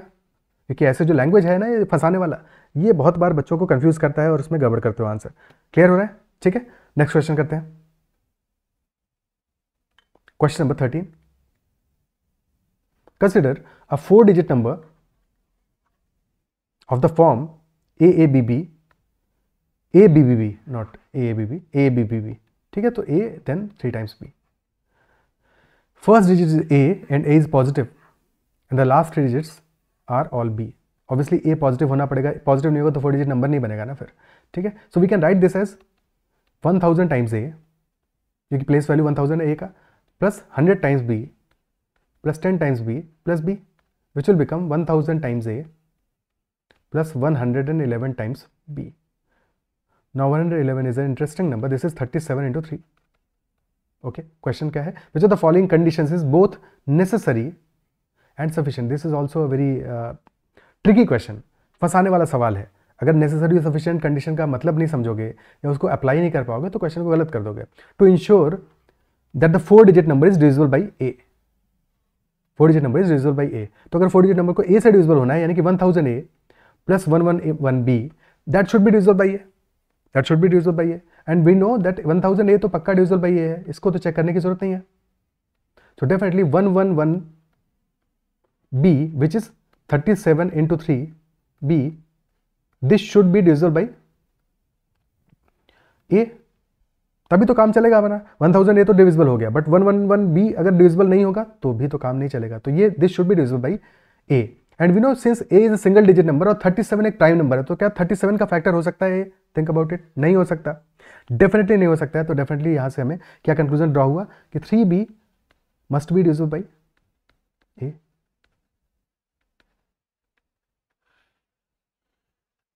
क्या इस बात को अप्रिशिएट कर पा रहे हो? तो हमारा कंक्लूजन ड्रॉ हुआ that 3B must be divisible by A, और क्वेश्चन पूछा नेसेसरी हो और सफिशिएंट हो, this is necessary as well as sufficient, कि 3B must be divisible by A। तो आंसर हमारा कौन सा आ गया? Option E, that 3B is divisible by A। अब बाकी केसेस को भी एक बार कंसिडर करते हैं, तो समझना भी तो जरूरी है ना कि फर्स्ट कह रहा है B is divisible by A, possible है B भी divisible by A हो सकता है, ठीक है। बट अगर B divisible by A होगा तो उस केस में हमारा आंसर तो आ जाएगा, but is it necessary? Is it necessary? Think about it. अगर B divisible by A ना भी हो और इस केस में अगर हमारा 3 is divisible by A हो, ठीक है, ये ना हो और 3 इज डिविजिबल बाई ए हो तो भी काम चल जाएगा, isn't it so? तो फर्स्ट इज नॉट नेसेसरी, ठीक है, नेसेसरी नहीं है, सफिशिएंट है, तो ये आगे लिख देता हूं, this is sufficient but necessary नहीं है। सफिशिएंट है, अगर बी डिविजिबल बाई ए होगा तो भी हमारा काम चल जाएगा, yes, in even in that case 4 digit number जो है हमारा that will be divisible by A, but वो सफिशिएंट नहीं है, ठीक है, सॉरी सफिशिएंट है, नेसेसरी नहीं है, सफिशिएंट तो है। Second, B is equal to 0, अगर b इक्वल टू 0 है तो भी हो जाएगा, that is also sufficient but not necessary. नहीं भी होगा 0 तो भी तो हो रहा है अपना काम, 3b अगर डिविजिबल बाई a हो रहा है और b 0 नहीं है तो भी हमारा काम हो रहा है, तो b का 0 होना सफिशिएंट है, नेसेसरी नहीं है। Third, 21b is divisible by a, is it necessary, is it sufficient? Definitely it is sufficient, अगर 21b, क्योंकि 3b होना चाहिए तो 21b हो रहा है तो भी काम चल रहा है अपना, बट वही बात है कि नेसेसरी नहीं है ना, जब 3b पे काम हो रहा है तो 21b को क्यों चेक करेंगे हम, ठीक है, क्लियर है, नेसेसरी नहीं है। सफिशिएंट तो डेफिनेटली है, पक्का है, वही फोर्थ वाले में भी वही सेम कहानी है, नेसेसरी नहीं है, सफिशिएंट है, तो हमारा आंसर होगा ऑप्शन 5। अगर इंस्टेड ये क्वेश्चन पूछता है कि विच of the following can be true, which of the following can be true, तो सारे के सारे सही होते, ठीक है, फिर वो सारे के सारे सही होते। Is it clear? अगर ये क्वेश्चन पूछता, ये इसलिए बता रहा हूं, विच of the following can be true, पहले लिख देता हूं यहां पे, ठीक है, can be true, so that किसी और एग्जाम में या कभी भी क्वेश्चन आए तो तुम्हें फर्क समझ में आए। कैन बी ट्रू तो ऑल आर करेक्ट, सारे 1 2 3 4 5 सारे करेक्ट हैं, सारे सही हैं। होता must be true, must be true, तो हमारा फर्स्ट और सेकंड मस्ट नहीं है, जरूरी नहीं है, बट अगर थर्ड है तो फोर्थ और फिफ्थ, थर्ड भी सॉरी फिफ्थ है, लास्ट वाला है, तो फिर 9b भी डिविजिबल होगा और 21b भी डिविजिबल होगा, तो उस केस में मस्ट बी ट्रू में 3 4 5 होता है आंसर। क्लियर है? ओके, ठीक है, नेक्स्ट क्वेश्चन पे चलते हैं। Question number 14, consider a right angle triangle ABC and right angled at B, two circles each of radius r are drawn inside the triangle in such a way that one of them touches AB and BC while the other one touches AC and BC. The two circles also touch each other. ठीक है, image is given. If AB is equal to 18 cm and BC is equal to 24, then we have to find the value of r. R is radius of these circles. Okay, so we know that this is r, this will be r, and so on. और यहाँ पे touch कर रहा है तो this will also be equal to r, this is r, this is r, this is r, this is r, this is r, this is r, ठीक है। अब कैसे फाइंड आउट करें? एक तो तरीका देखो ये है कि इस क्वेश्चन में, क्योंकि ज्योमेट्री का क्वेश्चन है और डायग्राम हमें प्रॉपर दिया हुआ है, टू द स्केल दिया हुआ है, क्योंकि सर्कल वर्कल बना हुआ है ना, तो कोई to the scale proper diagram दिया है, तो इन दैट केस तुम जुगाड़ लगा के भी इसका सॉल्यूशन फाइंड आउट कर सकते हो कि इफ़ यू मेज़र, देखो यहाँ पे आइडेंटिफाई करो, अगर हम यहाँ पे कोशिश करें इसको मीट कराने का, you can see that probably जो आंसर होगा हमारा, answer can answer be radius can be 3 centimetre, think about it, total 18 है, टोटल इज 18, तो क्या रेडियस 3 सेंटीमीटर हो सकता है? बिकॉज रेडियस 3 होगा तो this will B 6, is this looking like 6? क्या ये 6 लग रहा है, 6 सेंटीमीटर लग रहा है? बिकॉज ये 6 है तो ऊपर वाला 12 होना चाहिए, डबल होना चाहिए, नहीं हो सकता ना, तो 3 centimetre can not be the answer. 3.5 by the same logic, 3.5 है तो ये नीचे वाला डिस्टेंस 7 है, ऊपर वाला 11 है, नॉट पॉसिबल। 4 और 4.5 में थोड़ा सा we can not be very certain, because close लग रहे हैं, ये वैल्यूज क्लोज लग रही हैं, बट अगर हम फिर यहाँ पे ड्रॉ कर लें, ठीक है, इधर पे, अब तुम क्या है मतलब अपनी उंगलियों से, फिंगर से you can measure these values, that these will be equal, these will be equal, you can measure that, ठीक है, और वैसे भी दिख रहा है देखो, बट फिंगर से मेजर करना इज इंपॉर्टेंट, क्योंकि उससे ज़्यादा बेटर क्लैरिटी आएगा कि these are equal, and if these are equal that definitely हमारा आंसर क्या होगा, 4 सेंटीमीटर, नॉट 4.5, बिकॉज अगर 4 है देन डायमीटर 8 होगा, 8 8 8 टोटल 24 है, 3 टाइम्स, तो definitely answer will B 4 centimetre. Is it clear? ठीक है, ये तो एक तरीका हो गया, बट प्रॉपर तरीका क्या होगा? प्रॉपर तरीका क्या होगा, क्या कर सकते हैं इसमें? अच्छा, फॉर दिस सर्कल, राइट वाला circle, this is also tangent and this is also tangent, isn't it so? ठीक है, दोनों टेंजेंट है, so if we connect these two points, अगर इनको कनेक्ट करें, so this is a right angle, this is also a right angle, isn't it so? ये side common है, this side is common, these two triangles will be similar triangles, similar क्या, same triangles है, ठीक है, identical triangles है, isn't it so, identical है भाई, एक साइड तो कॉमन है, this is radius, this is also radius, तो आइडेंटिकल ट्राइंगल्स है, तो this angle will be equal to this one, this will be equal to this one. क्या ये बात क्लियर है? ठीक है, मे बी शायद इसका कोई और स्मॉलर सॉल्यूशन भी हो जो मुझे अभी क्लिक नहीं कर रहा है, ठीक है, बट इस तरह से भी सॉल्व हो जाएगा। थोड़ा सा ट्रिग्नोमेट्री लगानी पड़ेगी बस, इसमें चक्कर ये है, बट कर लेते हैं इसको सॉल्व वैसे ही, फिर बाकी कोई और सॉल्यूशन होगा तो बाद में डिस्कस कर लेंगे हम लोग। लेट अस से कि ये दोनों एंगल्स इक्वल होंगे, ठीक है, सो हमारा if this is theta, this is also theta, not tan 2 theta की वैल्यू क्या होगी, tan 2 थीटा क्या होगा, that will be equal to, यानी कि tan 2 थीटा यानी कि लार्जर एंगल हमारा जो पूरा होगा, कंप्लीट एंगल, क्या वैल्यू होगा, this will B perpendicular upon base which is 18/24 which is 3/4, और tan 2 थीटा होता है क्या, that is tan theta upon 2 tan theta upon 1 minus tan square theta, और अगर tan थीटा को हम x मान लें तो this become 2x upon 1 minus x square and that is equal 3/4, cross multiply कर दो, 3/4 is equal to 2x upon 1 minus x square, cross multiply किया, so this will become 3 minus 3x स्क्वायर is equal to 8x, तो 3x स्क्वायर plus 8x minus 3 is equal to 0 which is 3x स्क्वायर plus 9x minus x minus 3 is equal to 0, तो 3x minus 1 into x plus 3 is equal to 0, तो यह x या तो हमारा -3 होगा या फिर 1/3 होगा, तो obviously x will be equal to x या फिर tan theta will be equal to 1/3। Is it clear? अगर tan थीटा हमारा 1/3 हो गया तो we know that this is r, so this must be 3r। क्या ये बात अप्रिशिएट कर पा रहे हो? ठीक है, if the perpendicular is r then base will be 3r, और बचा हुआ ये तो 3r है ही है, इधर तो 3r है ही है हमारा, ठीक है, ये portion this is r, this is r, ठीक है, तो टोटल 3r यहाँ पे था, this is r, this is r, this is r, तो 3r यहाँ, 3r यहाँ, 6r is equal to 24, so r will be equal to 4। और answer will be option C, option B. Clear है? ठीक है, मे बी कोई छोटा इसका सॉल्यूशन होगा, डेफिनेटली होगा, बट वो अभी क्लिक नहीं कर रहा है, तो फिलहाल इस सॉल्यूशन से काम चलाते हैं, बाद में देख लेंगे दूसरा solution. Question number 15, A king has distributed all his rare jewels in 3 boxes. 3 boxes में है all his rare jewels, and the first box contains 1/3 of the rare jewels. जितने भी हैं उसका 1/3 फर्स्ट बॉक्स में है, while the second box contains k/5 of the rare jewels. Very important, k/5 of the rare jewels for some positive integer value of k. The third box contains 66. तो third box में हमें absolute number दिया है, first 2 में fraction में दिया है, first में 1/3 है, सेकंड में k/5 है, k/5 है, तो क्योंकि फ्रैक्शन में हमें क्या दिया, डिवाइड बाई 3 डिवाइड बाई 5, तो ये एज्यूम कर लें कि अगर टोटल हमारा 15 यूनिट्स थे रेयर ज्वेल्स, टोटल 15 यूनिट्स हैं, फर्स्ट में है 1/3, सेकंड में है k/5, और k कैन बी मैक्सिमम 5, 1 से लेकर 5 तक की वैल्यू हो सकती है, तो बहुत ज़्यादा पॉसिबल वैल्यूज है नहीं, और थर्ड वाले में तो 66 है, ठीक है, तो अगर 15 यूनिट्स है तो फर्स्ट में तो पक्का 5 यूनिट है, फर्स्ट में तो पक्का 5 यूनिट है, ठीक है, सेकंड में कितना होगा, अगर k इक्वल टू 1 ले लें, if we put k is equal to 1, तो इन दैट केस सेकंड में होगा 1/5, यानी कि 3 यूनिट्स होगा, बिकॉज 15 यूनिट टोटल है, 15/5 विल बी 3, और 5 + 3 8, यानी कि थर्ड में बचा कितना, 8 यूनिट्स, सॉरी 7 यूनिट्स, 7 यूनिट्स, और क्या 7 यूनिट्स हमारा 66 के बराबर हो सकता है, क्योंकि 66 हमारा 7 का मल्टीपल नहीं है, तो not possible, k equal to 1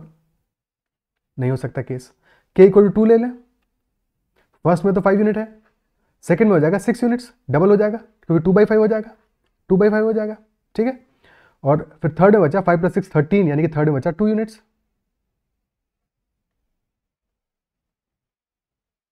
2 units will be equal to 66, ये तो पॉसिबल है ना,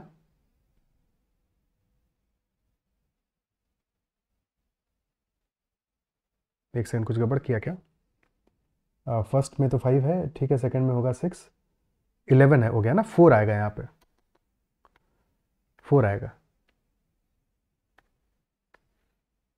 4 यूनिट्स, ठीक है, तो 4 यूनिट्स 66 के बराबर क्या पॉसिबल है, नहीं होगा, क्योंकि 4 का मल्टीपल नहीं है 66, तो ये भी केस पॉसिबल नहीं है, k इक्वल टू 3 लें तो this will be 5, this will B 9, बचा 1 यूनिट, और 1 यूनिट अगर हमारा 66 है, बिल्कुल पॉसिबल है, 1 का तो मल्टीपल है ही है, ठीक है, सो आंसर विल बी 15 × 66, और कोई वैल्यू हो नहीं सकती, क्योंकि हमारा अब ये निगेटिव में थोड़ी चला जाएगा, तो answer will B 990 total jewels, option A.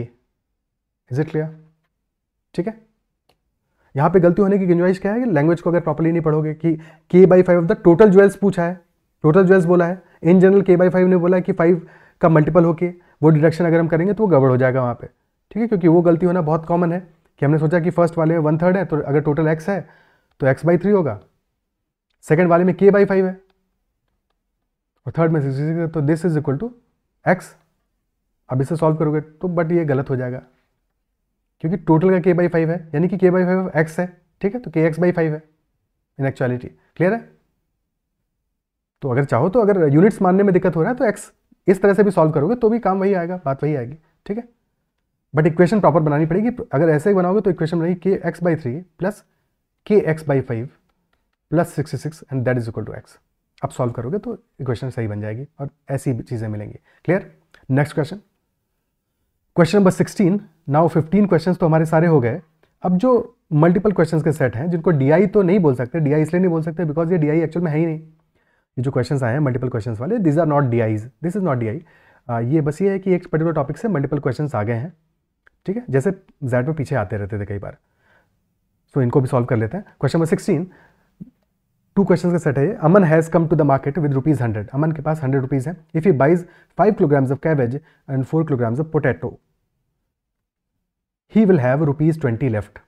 तो अगर 5 kg वो कैबेज परचेज करता है और 4 kg पोटैटो परचेज करता है, ही विल हैव ₹20 लेफ्ट, यानी कि 80 रुपीज़ कॉस्ट करेगा उसको। तो अगर 1 kg कैबेज का cost let us say ₹C है तो 5C, और सिमिलरली 1 kg पोटैटो का कॉस्ट ₹P है तो 5C plus 4P will be equal to 80। Similarly, if he buys 4 kg of cabbage and 5 kg of onion, he will have ₹7 left, यानी कि 4C plus 5 onion को O से ही लिखते हैं, ठीक है, बट O को ऐसे बना दिया, समझ जाना। ही विल हैव ₹7 लेफ्ट, यानी कि 93 में परचेज होगा ये। तो per kilogram prices of cabbage, onion and potato are positive integers and any type of these vegetables can only be purchased in positive integer kilogram और नन एट ऑल।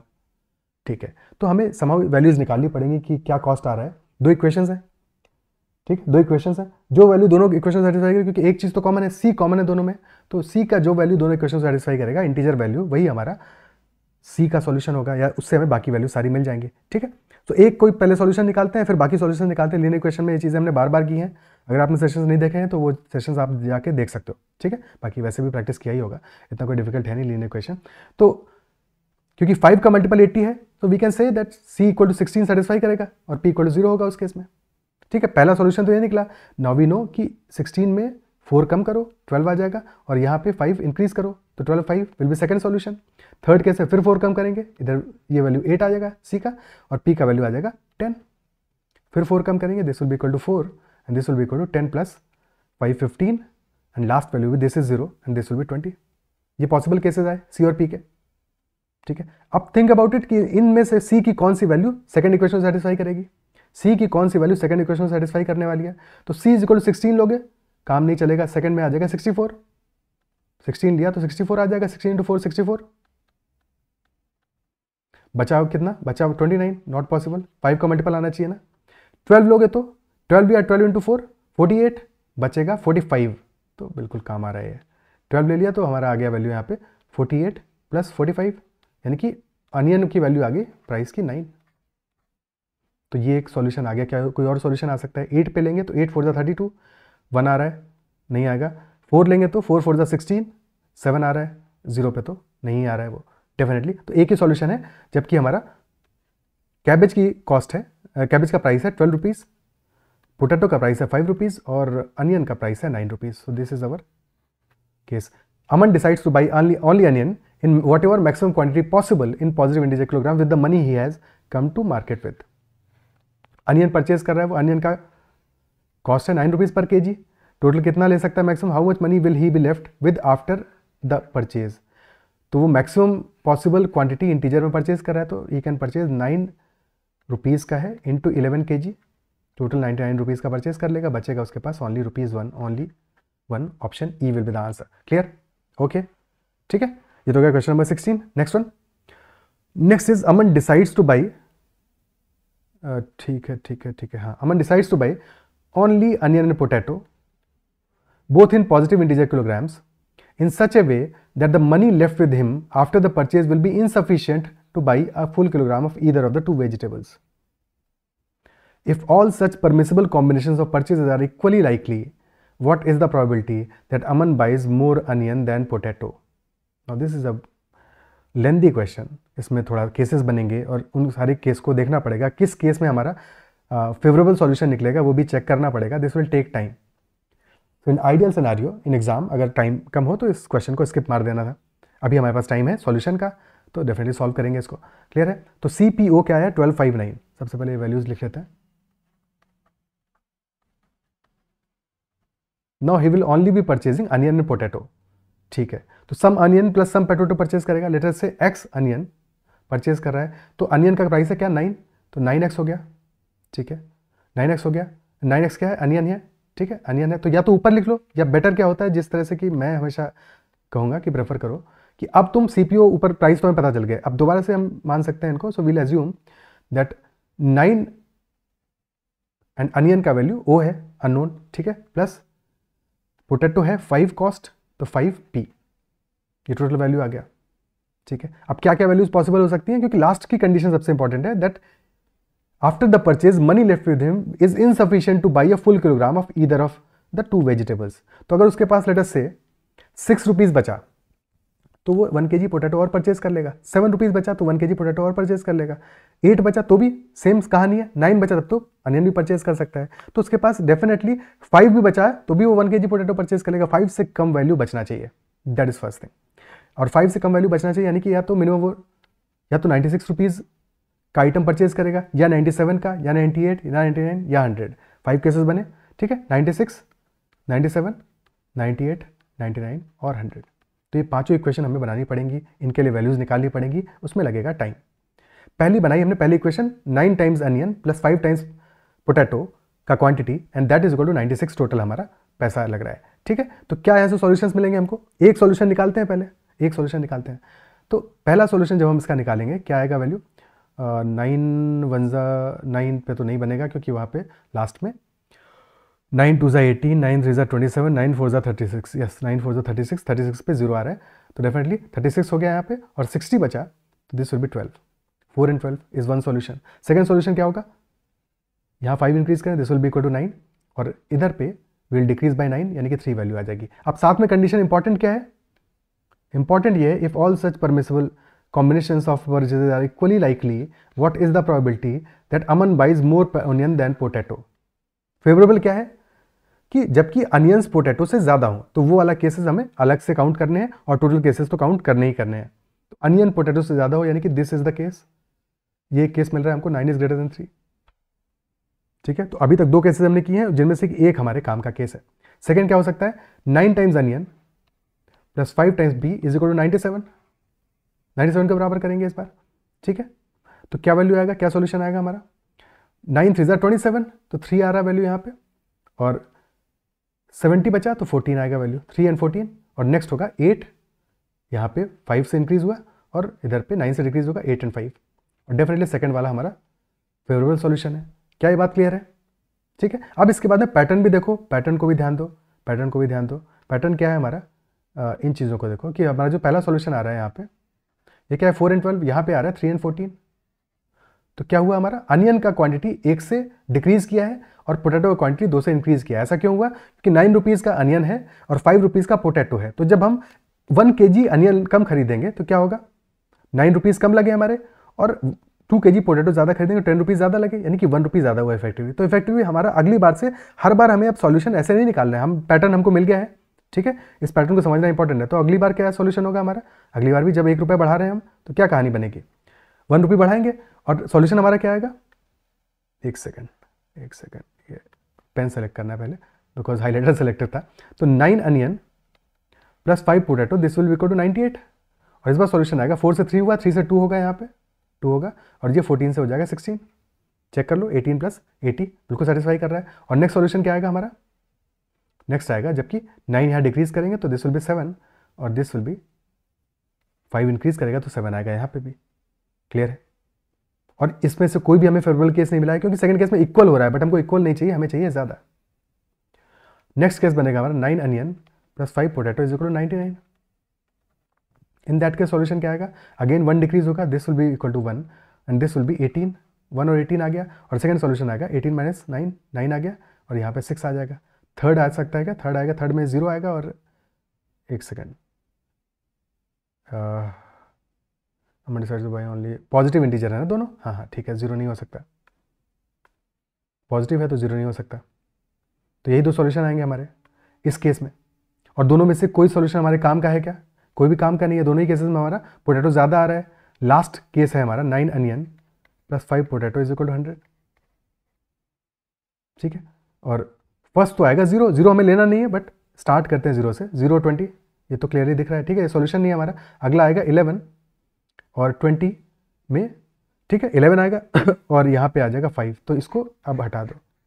सॉल्यूशन आया 5 और 11, और उसका अगला आएगा 2, 9 डिक्रीज किया, और इधर पे 5 में इंक्रीज किया 10, 10 और 2, इज इट क्लियर? और हमारे काम का सॉल्यूशन कौन सा है? ये वाला काम का है, ये वाला काम का है। टोटल केसेस बने हमारे 2 + 2 + 2 + 2 + 2, टोटल 10 केसेस बने, और काम क्या है 3, 3/10 विल बी और probability. This is very time taking question.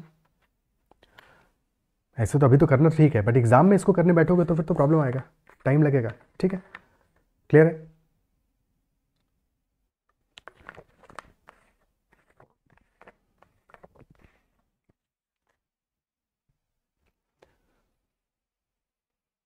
अच्छा, एक चीज़ और है जो इसमें इस क्वेश्चन में हम समझ सकते हैं, बट उससे हमें एग्जैक्ट आंसर नहीं मिलेगा। देखो, हमें पता है कि 9 × 5 क्या है? 45 है, 45 है, 9 और 5 का जो एलसीएम है दैट इज 45, और टोटल हमारी वैल्यूज़ क्या आ रही है? 96, 97, 98, ये सब वैल्यूज आ रही है। तो this is a good possibility कि हमें 2 सॉल्यूशन मिलेंगे हर एक केस में, हर एक केस में हमको 2 सॉल्यूशन मिलने वाले हैं, ठीक है ना। 45 के गैप पे 2 सॉल्यूशन मिलेंगे, तो टोटल सॉल्यूशन हमारे प्रॉब्ली 10 होंगे। मतलब स्टिल ये है कि चेक करना थोड़ा ज़रूरी होता है हमेशा, बट 10 सॉल्यूशंस होंगे। अब लेकिन उसके बाद भी पता तो नहीं चलेगा ना कि 10 में से हमारे फेवरेबल 3 होंगे या 4 होंगे, ये तो सॉल्व ही करना पड़ेगा।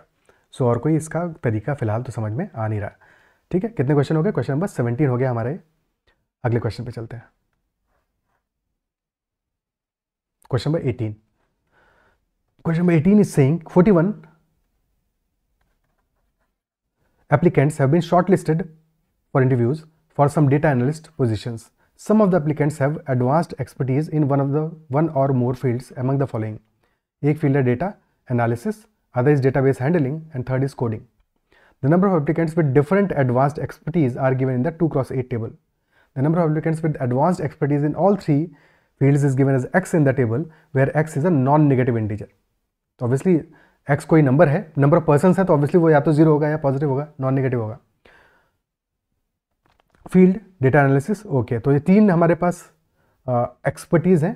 एक है data analysis, second is database handling,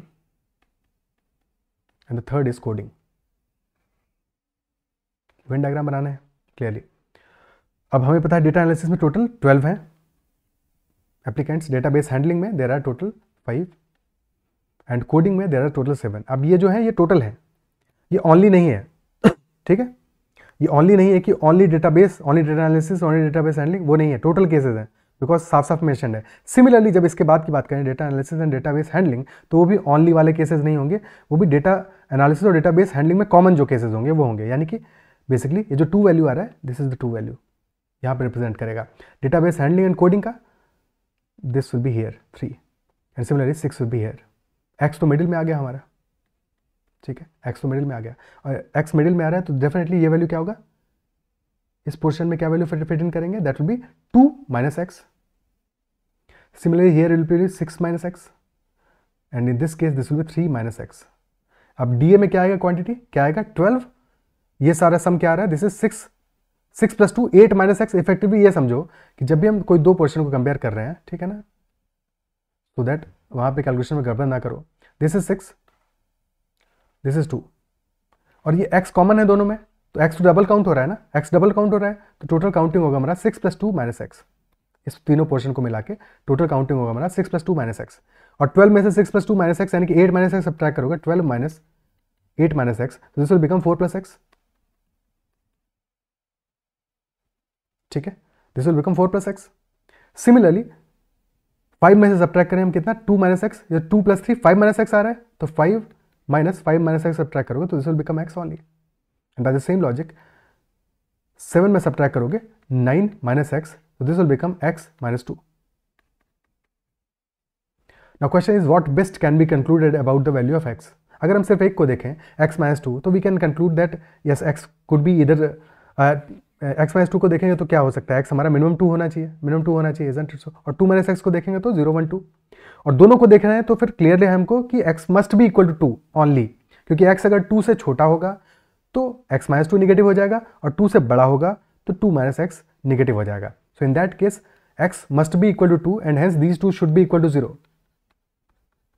ये दोनों 0 होंगे और x इक्वल टू 2 आ जाएगा. Option B. Is it clear? ठीक है, क्योंकि x माइनस 2 और 2 माइनस एक्स है. बेसिकली क्या है, x माइनस 2 और 2 माइनस एक्स में क्या फर्क है, x माइनस 2 इज माइनस और 2 माइनस एक्स, और निगेटिव वैल्यू कोई हो नहीं सकती. सारी वैल्यूज या तो 0 होंगी या पॉजिटिव होंगी. डेफिनेटली 0 होगा, ये 0 का निगेटिव भी 0 ही होगा. तो option B will the answer, और कंफ्यूजन नहीं होना है इसमें. ठीक है, नेक्स्ट क्वेश्चन करते हैं. क्वेश्चन नंबर 19 कह रहा है how many applicants did not have advanced expertise in any of the 3 given fields. यानी कि टोटल हमें काउंट करना है कितना टोटल वैल्यू आ रहा है, और वो 41 से सब्ट्रैक्ट कर देंगे तो हमें आंसर अपना मिल जाएगा. टोटल वैल्यू कितना आ जाएगा, डीए में 12 है, डीए में 12 है. ठीक है, तो 12 तो ये पूरा इस सर्कल के अंदर हो गया. बाहर क्या बचा हमारा, x plus x minus 2 plus 3 minus x. तो 12 plus x minus 2 plus 3 minus x. So x से x कट गया, बचा हमारा 12 plus 1 plus x. So 12 plus 3 that is 15. Total 15 हुआ, और 41 में से 15 सब्ट्रैक्ट करेंगे, answer will be 26. Is it clear? Option C. ठीक है, क्लियर है. नेक्स्ट क्वेश्चन करते हैं.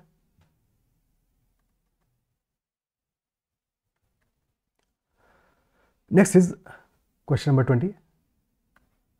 Okay, the upper hinge of a data set is the median of all the values. Upper hinge of a data set is the median of all the values to the right of the median of the data set in an ascending arrangement, while the lower hinge of the data set is the median of all the values to the left of the median of the data set in the same arrangement.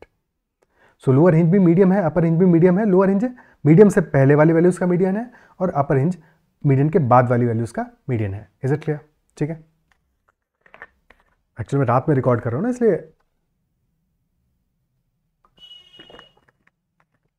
आंखों में हल्की सी नींद लग रही होगी,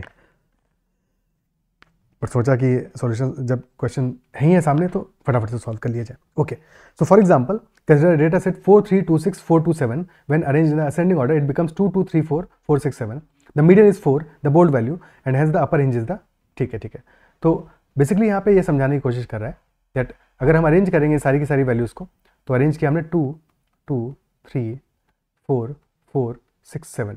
अब ये 4 तो हमारा मीडियन आ गया. इससे पहले वाली ये 3 वैल्यूज हैं, इनका मीडियन होगा 2. This is lower hinge, and similarly इससे ऊपर वाली दीज आर 3 वैल्यूज, तो upper hinge will be this is LH. ठीक है, LH, and this is upper hinge is 6. Clear है? अपर हिंज हमारा कब आ रहा है, मीडियन के राइट वर्ड्स जो वैल्यूज हैं. Okay, a student has served 13 of teachers and recorded their work experience, work ex, in integer years. 2 of the values recorded by the student got smudged and she cannot recall those values. All she remembers is that those 2 values were unequal. तो पहली चीज तो clear है कि वो दोनों values unequal हैं. So let us write them as A and B, and A is less than B. The remaining 11 values as recorded are 5 6 7 8 12 16 19 21 21 27 29. तो वैल्यूज इंक्रीजिंग ऑर्डर में ऑलरेडी लिखी हैं, 5 6 7 8 12 16 19 21 21 27 29. So these are all the 11 values. But 2 और values हमारी जो नहीं लिखी हुई हैं. Moreover, the student also remembers the following summary measures calculated based on all the 13 values. Minimum is equal to 2. अब 2 तो कहीं पे है नहीं, यानी कि मिनिमम हमारा 2 है, तो यहाँ से हमें एक और वैल्यू मिलके 2. That is clear. और क्योंकि A लेस देन B है, तो ये तो पक्का है कि 2 इज A. ये क्लियर है. Lower hinge is 6.5, median is 12.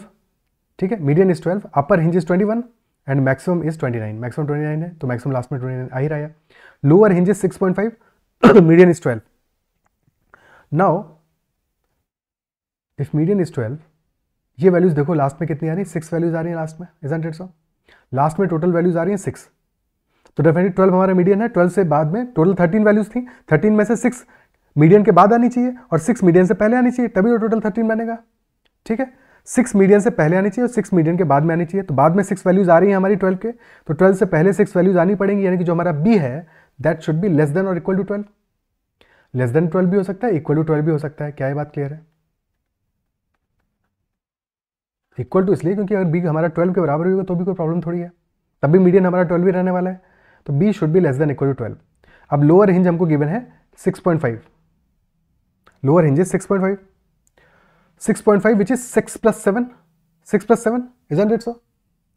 और क्योंकि 6 वैल्यूज हैं, देखो अपर रेंज में तो कोई प्रॉब्लम नहीं है, दोनों 21 है, वहां पे वैसे भी कोई टेंशन की बात नहीं है। लोअर रेंज में हमारा वैल्यू आ रहा है 6.5 विच इज 6 + 7 डिवाइडेड बाई 2,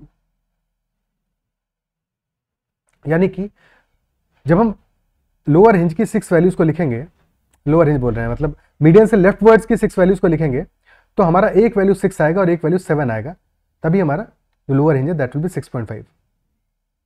और उससे पहले हमें दो वैल्यूज मिल ही रही है 2 और 5, और एक वैल्यू हमको मिल रही है 8 मिल रही है एक value. Isn't it so? Isn't it so?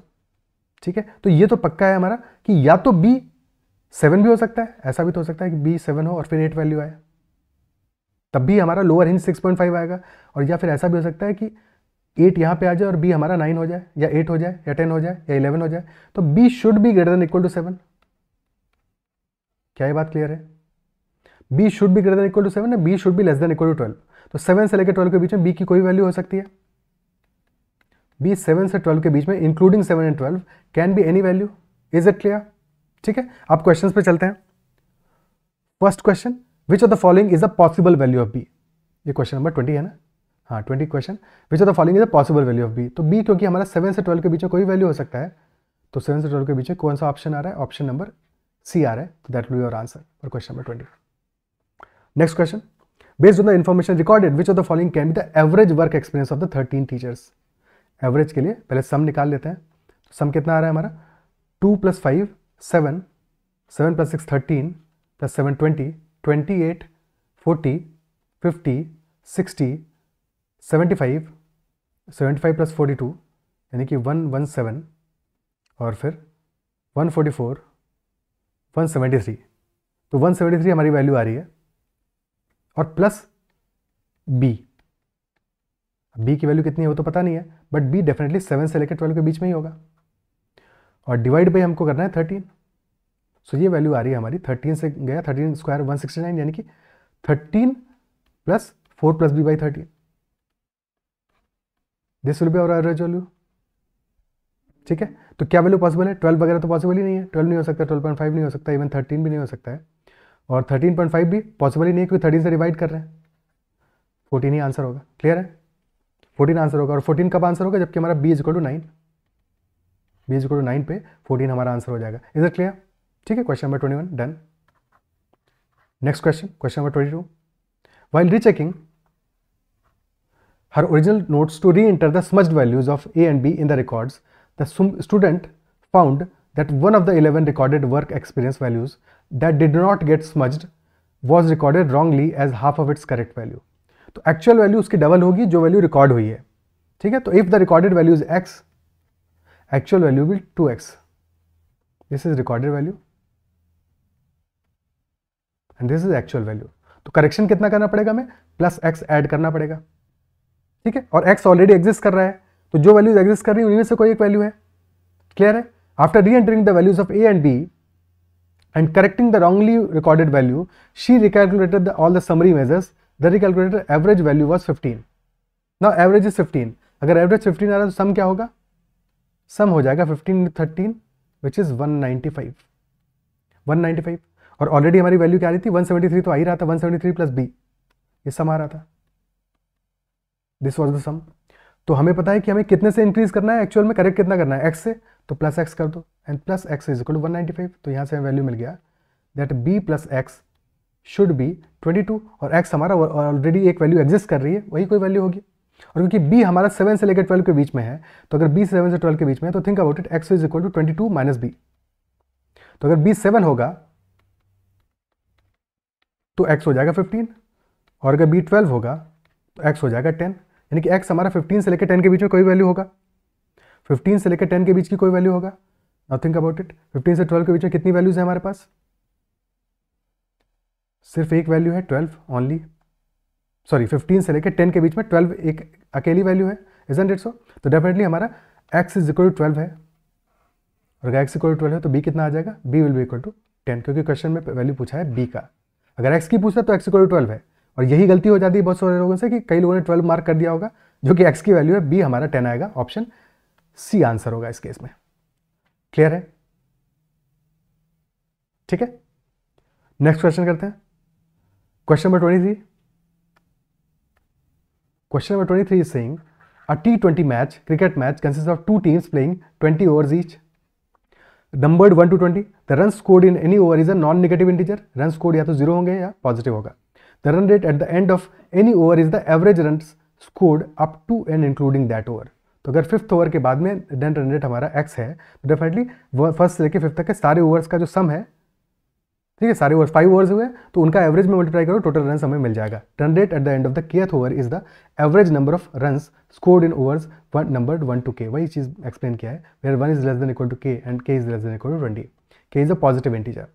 The following table indicates the run rate of a team at the end of some of the overs during a T20 cricket match.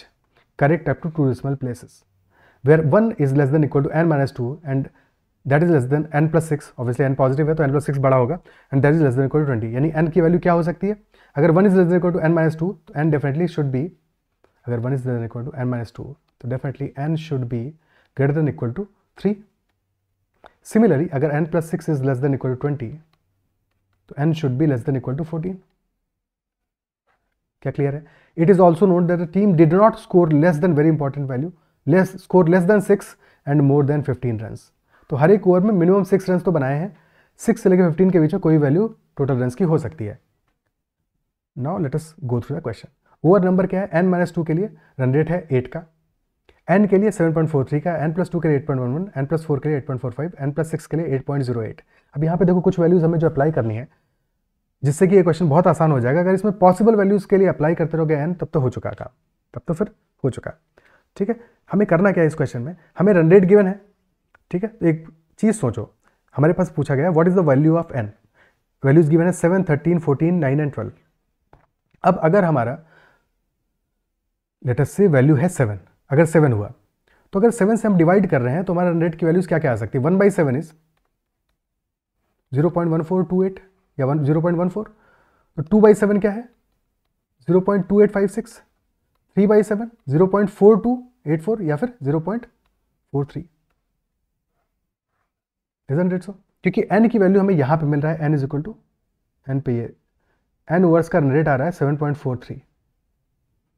तो जिस value से हमारा 7.43 value आ ही नहीं सकता है, जिस n की value से, that can not be our answer, that can not be our answer. तो यहाँ पे एग्जैक्टली यही अप्रोच फॉलो करना था. अगर इसके अलावा कुछ भी अप्रोच कर रहे होगे, वैल्यूज को रैंडमली डाल के पुट कर चेक कर रहे हो, तो कोई मतलब नहीं है उसका.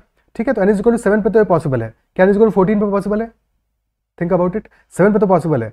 अच्छा 7 पे एक और चीज़ है, अगर ये n इक्वल टू 7 आ रहा है तो n+2 कितना होगा? 9 होगा. 9 पे 8.11 आएगा, बिल्कुल आएगा, बिकॉज 1/9 इज 0.11, तो भी मैच कर रहा है. तो n is equal to 7 possible है वैल्यू. ठीक है, नेक्स्ट क्या आ रहा है?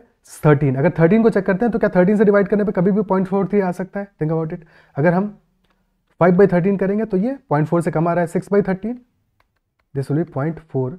13 4 जा 52, बचा 8, फिर आएगा 13 6, 0.46 आएगा, 0.43 नहीं आएगा. तो 13 तो पॉसिबल नहीं है, 13 पॉसिबल नहीं है. अगर 14 को चेक करोगे तो n+2 को चेक करो फिर उसके बाद में, क्योंकि 7 आ रहा है तो 14 के केस में भी सोच सकते हो 14 भी पॉसिबल है. बट 14 से हमारा n तो पॉसिबल है. क्या n+2 16 हो जाएगा उस केस में? और 16 पे लास्ट में 0.11 आएगा? नहीं आएगा, नहीं आ सकता. तो 14 भी पॉसिबल नहीं है. बाय द सेम लॉजिक अगर 9 को चेक करोगे, 9 पे तुम्हारा 0.43 नहीं आने वाला लास्ट में, बिकॉज 4/9 इज 0.44 या 0.45 इफेक्टिवली. ठीक है, सो 9 भी पॉसिबल नहीं है, क्योंकि ये साफ साफ कह रहा है correct up to 2 decimal places. और 12 के लिए चेक करोगे बाय द सेम लॉजिक, 12 भी हमारा आंसर पॉसिबल नहीं होगा. आंसर सिर्फ एक ही पॉसिबल है, that is n is equal to 7. तो हमें n इज इक्वल टू 7 तो पता चल गया, n की वैल्यू 7 आ गई है. That is our first question of the set. Next question 24. Next question कह रहा है in which of these pairs of over numbers the team could have scored 22 run in total. Total 22 run कौन से overs में बनाए होंगे। तो अगर n इज इक्वल टू 7 हमारा आ गया है, so we know that n-2 यानी कि 5 ओवर्स में 8 का रन रेट है, यानी कि 5 ओवर्स में कितने रन बने हैं, 5 इंटू 8 40 रन, 40 रन बने हैं। ठीक है, एक सेकेंड प्रॉपरली लिख देते हैं ताकि समझने में दिक्कत ना हो। तो 5 इंटू 8 40 रन बने हैं। नेक्स्ट आ रहा है हमारा 7 के लिए वैल्यू आ रहा है, 7 ओवर्स के लिए वैल्यू आ रहा है 7.43। तो कितना होगा 7 इंटू 7 49 प्लस 3 इंटू 7 21। तो कितना आएगा 70 रन। क्या कर रहा हूँ, 49 प्लस 3 यानी कि this is 52। 7.43 into 7 which is 52, यानी कि ओवर्स 6 एंड 7 ओवर्स में कितने रन बने हैं, 12 रन बने हैं। Next is 8.11 into 9, this value कितना होगा 8.11 into 9, 9 into 8 72 plus 1 73 which implies कि 8 और 9 ओवर में 21 रन बने हैं। Next is 8.45 into this is how many overs, 9 plus 2 11 overs. तो 8.45 इंटू 11 88 प्लस 93 प्लस 5 आए शायद 0.45, यस दिस इज 5। तो 93 रन बने हैं, यानी कि 10th और 11th ओवर मिला के हमें कितने रन मिले हैं, 20 रन मिले हैं। जिस भी मैच में जिसने खेला उसको रन मिले हैं। और लास्ट में है 13 ओवर्स में 8.08, तो 8.08 इंटू 13, तो दिस विल बी 13 एट ज़ा 104 प्लस 1 105 रन, यानी कि लास्ट में 12 रन बने हैं 12th एंड 13th ओवर में। Now question is in which of these pairs of over numbers the team could have scored 22 runs।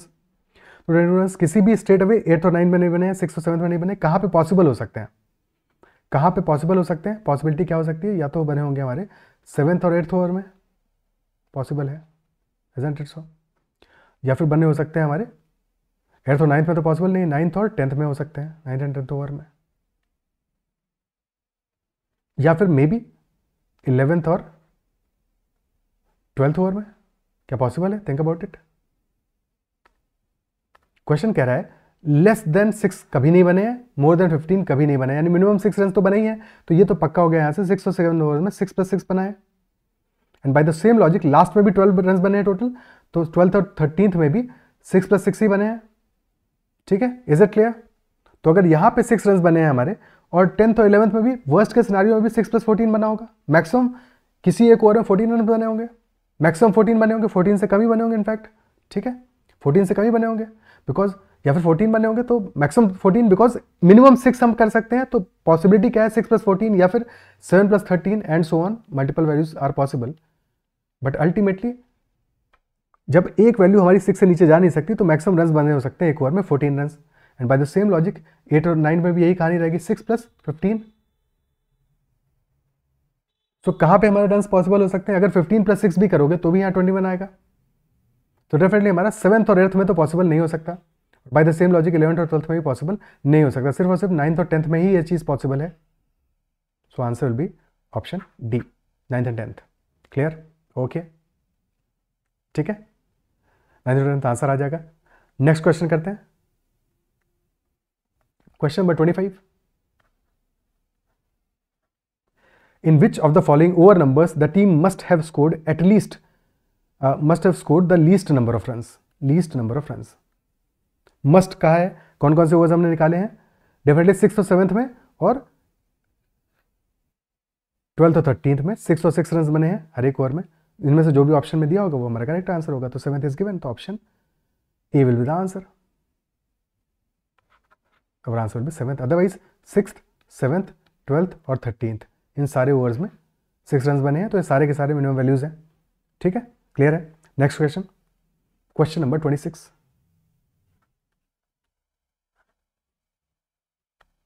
The question is saying a store offers a choice of 5 different discount coupons to its customers described as follows. Coupon A, a flat discount of rupees 250 on a minimum spend of rupees 1200 in one transaction.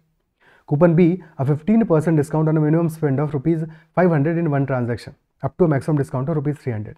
Coupon C, a flat discount of ₹100 on a minimum spend of ₹600 in one transaction. And coupon D, a 10% discount on a minimum spend of ₹250 in one transaction up to a maximum discount of ₹100. And coupon E, a flat discount of ₹50 on a minimum spend of ₹200 in a single transaction.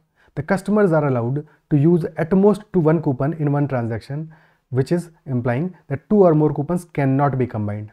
तो एक transaction में सिर्फ एक ही coupon लगने वाला है. 4 customers used 4 different discount coupons for their respective transaction in such a way that they obtained a total discount of ₹710. ठीक है.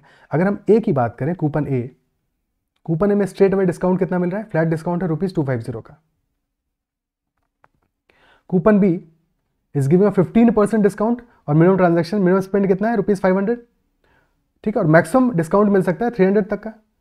15% ऑफ 500 इज 75, यानी कि कूपन बी में मिलेगा 75 से लेकर ₹300 तक का डिस्काउंट. कूपन सी फ्लैट डिस्काउंट ₹100 है. कूपन डी में है 10% discount on minimum spend of ₹250 और मैक्सिमम डिस्काउंट है 100, यानी कि 25 से लेकर 100 तक का डिस्काउंट है. एंड कूपन ई में फ्लैट डिस्काउंट ऑफ ₹50 है. These are all the 5 coupons. ये रेंजेस है हमारी और टोटल डिस्काउंट आ रहा है ₹710 का. Question is which discount coupon was not used.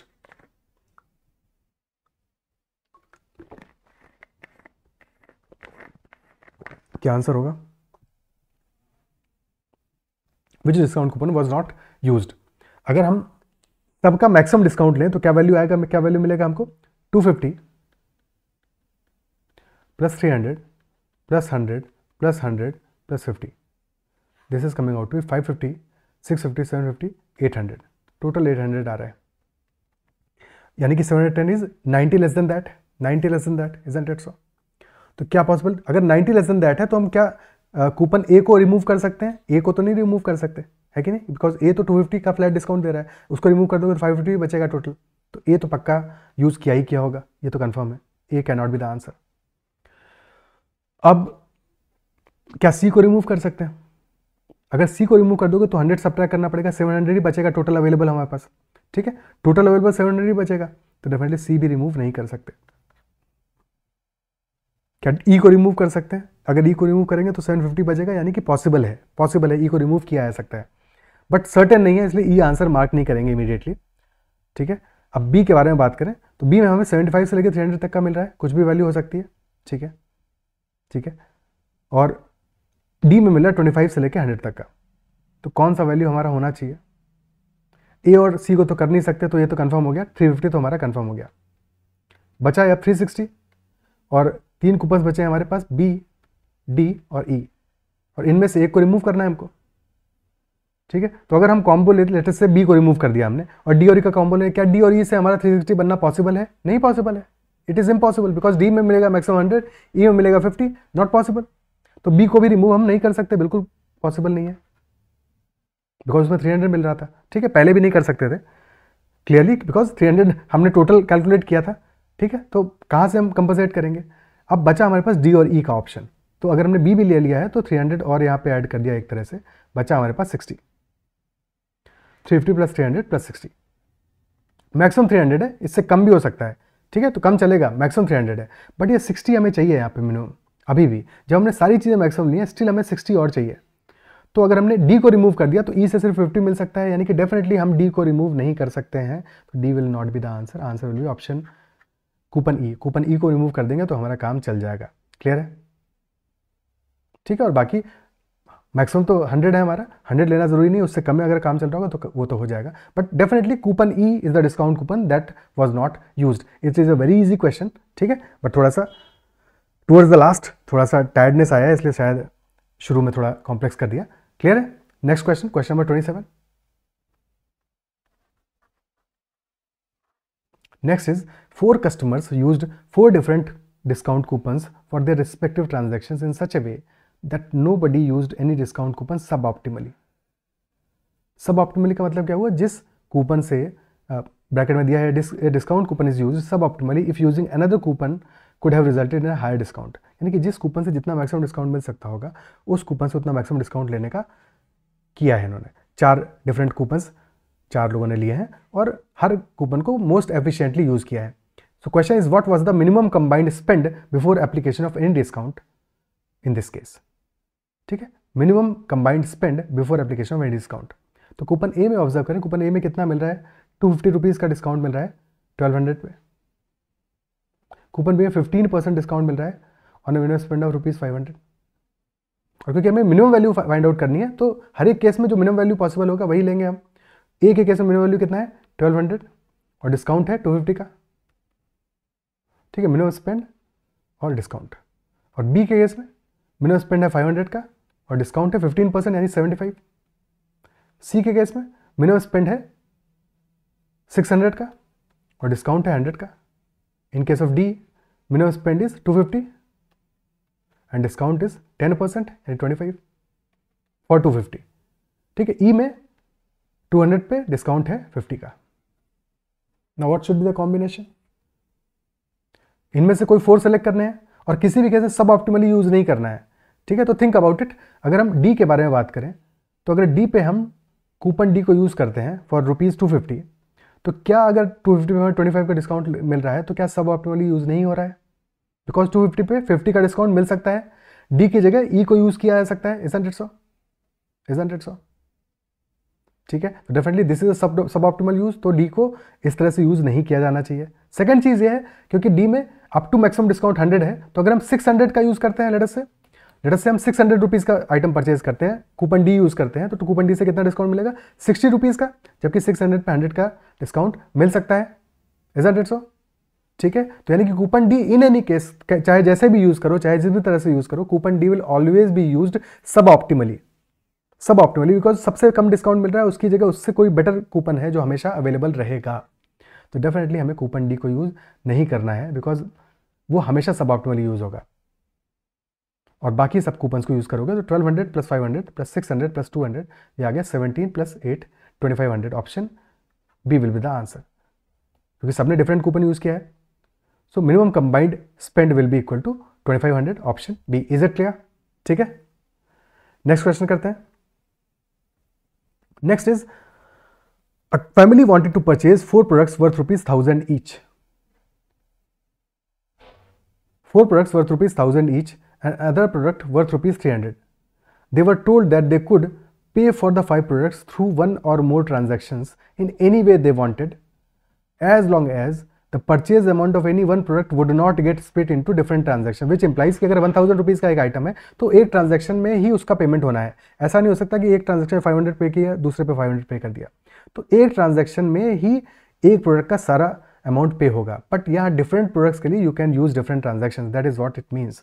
Second is use the same discount coupon repeatedly for the separate transaction, that is also allowed. कि same discount coupon can be use repeatedly for separate transaction if they opt for more than one transaction. उन्होंने कितने item purchase किए? 4 × 1000 plus 1 × 300, total 4300 के items को purchase किया है। Question is what was the maximum discount that they could obtain for their purchase. Options क्या है? 600, 645, 650 and 700। ठीक है, तो थिंक अबाउट इट, क्या मैक्सिमम डिस्काउंट हो सकता है? अगर हम डिस्काउंट के बारे में बात करें तो कूपन ए हमारा अच्छा खासा डिस्काउंट दे रहा है ₹250 का इन 1200, which is approximately how much percent? This is approximately 21% का डिस्काउंट है। कूपन बी कितना डिस्काउंट दे रहा है? 15% का। कूपन सी कितना डिस्काउंट दे रहा है? फ्लैट डिस्काउंट है ₹100, यानी कि 600 पे 100 का दे रहा है, यानी कि 16.66%। बट ये ध्यान रखना है कि ये फ्लैट डिस्काउंट है, तो रफली ये वैल्यूज हमने आइडेंटिफाई की है सो दैट हम कंपेयर कर सकें।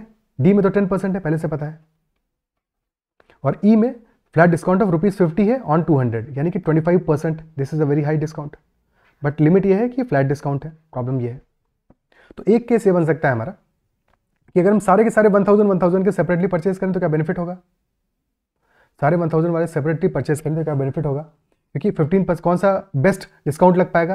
अगर सब सेपरेटली परचेज किए 1200 का तो नहीं लग पाएगा, लगेगा 15% का डिस्काउंट मैक्सिमम। इजंट इट सो? यानी कि उस केस में अगर सब सेपरेटली परचेज किए 1000 वाले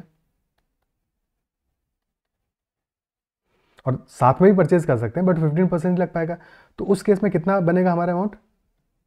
ये 4 1000 पे कितना मिलेगा हमको डिस्काउंट? 15% ईच, सब अलग अलग लिए या दो के पेयर में लो, कोई फर्क नहीं पड़ता उससे। ठीक है, चाहे दो के पेयर में लोगे तब भी, क्योंकि मैक्सिमम 300 तक मिल रहा है, तो 2 के पेयर में भी 300 मिल जाएगा। ठीक है, क्लियर है? तो यहाँ पे कितना डिस्काउंट मिलेगा हमको? हर एक केस में 150 ईच,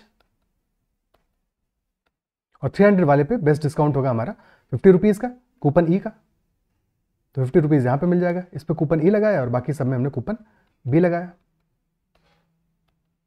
टोटल हो गया 650, बट क्या ये मैक्सिमम है? इससे ये तो पता चला कि 600 या 645 तो आंसर नहीं होगा, बट क्या 650 आंसर होगा या 700 हो सकता है? Think about it. तो वो चीज़ अभी और सोचना बाकी है। अब क्या हम 1000 और 300 को साथ में पेयर कर दें?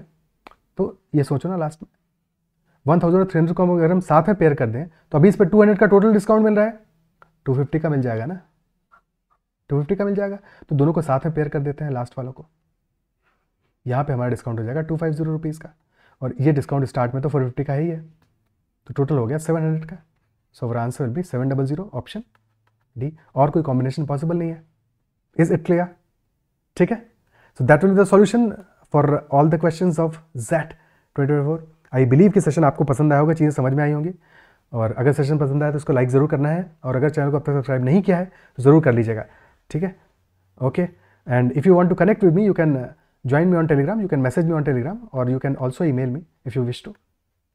Or very soon will be I will also start uploading videos related to CAT 2024। चलिए अभी के लिए इतना ही रखते हैं, and I am also very tired because morning हो गया है, और मैंने सोचा कि सेशन को जब क्वेश्चंस हैं अपने पास तो फटाफट से सॉल्यूशंस अपलोड कर दिए जाएं, so that you will benefited as soon as possible. Okay, that's all for now. Bye bye, take care and good night, good morning and whatsoever. Okay, bye bye.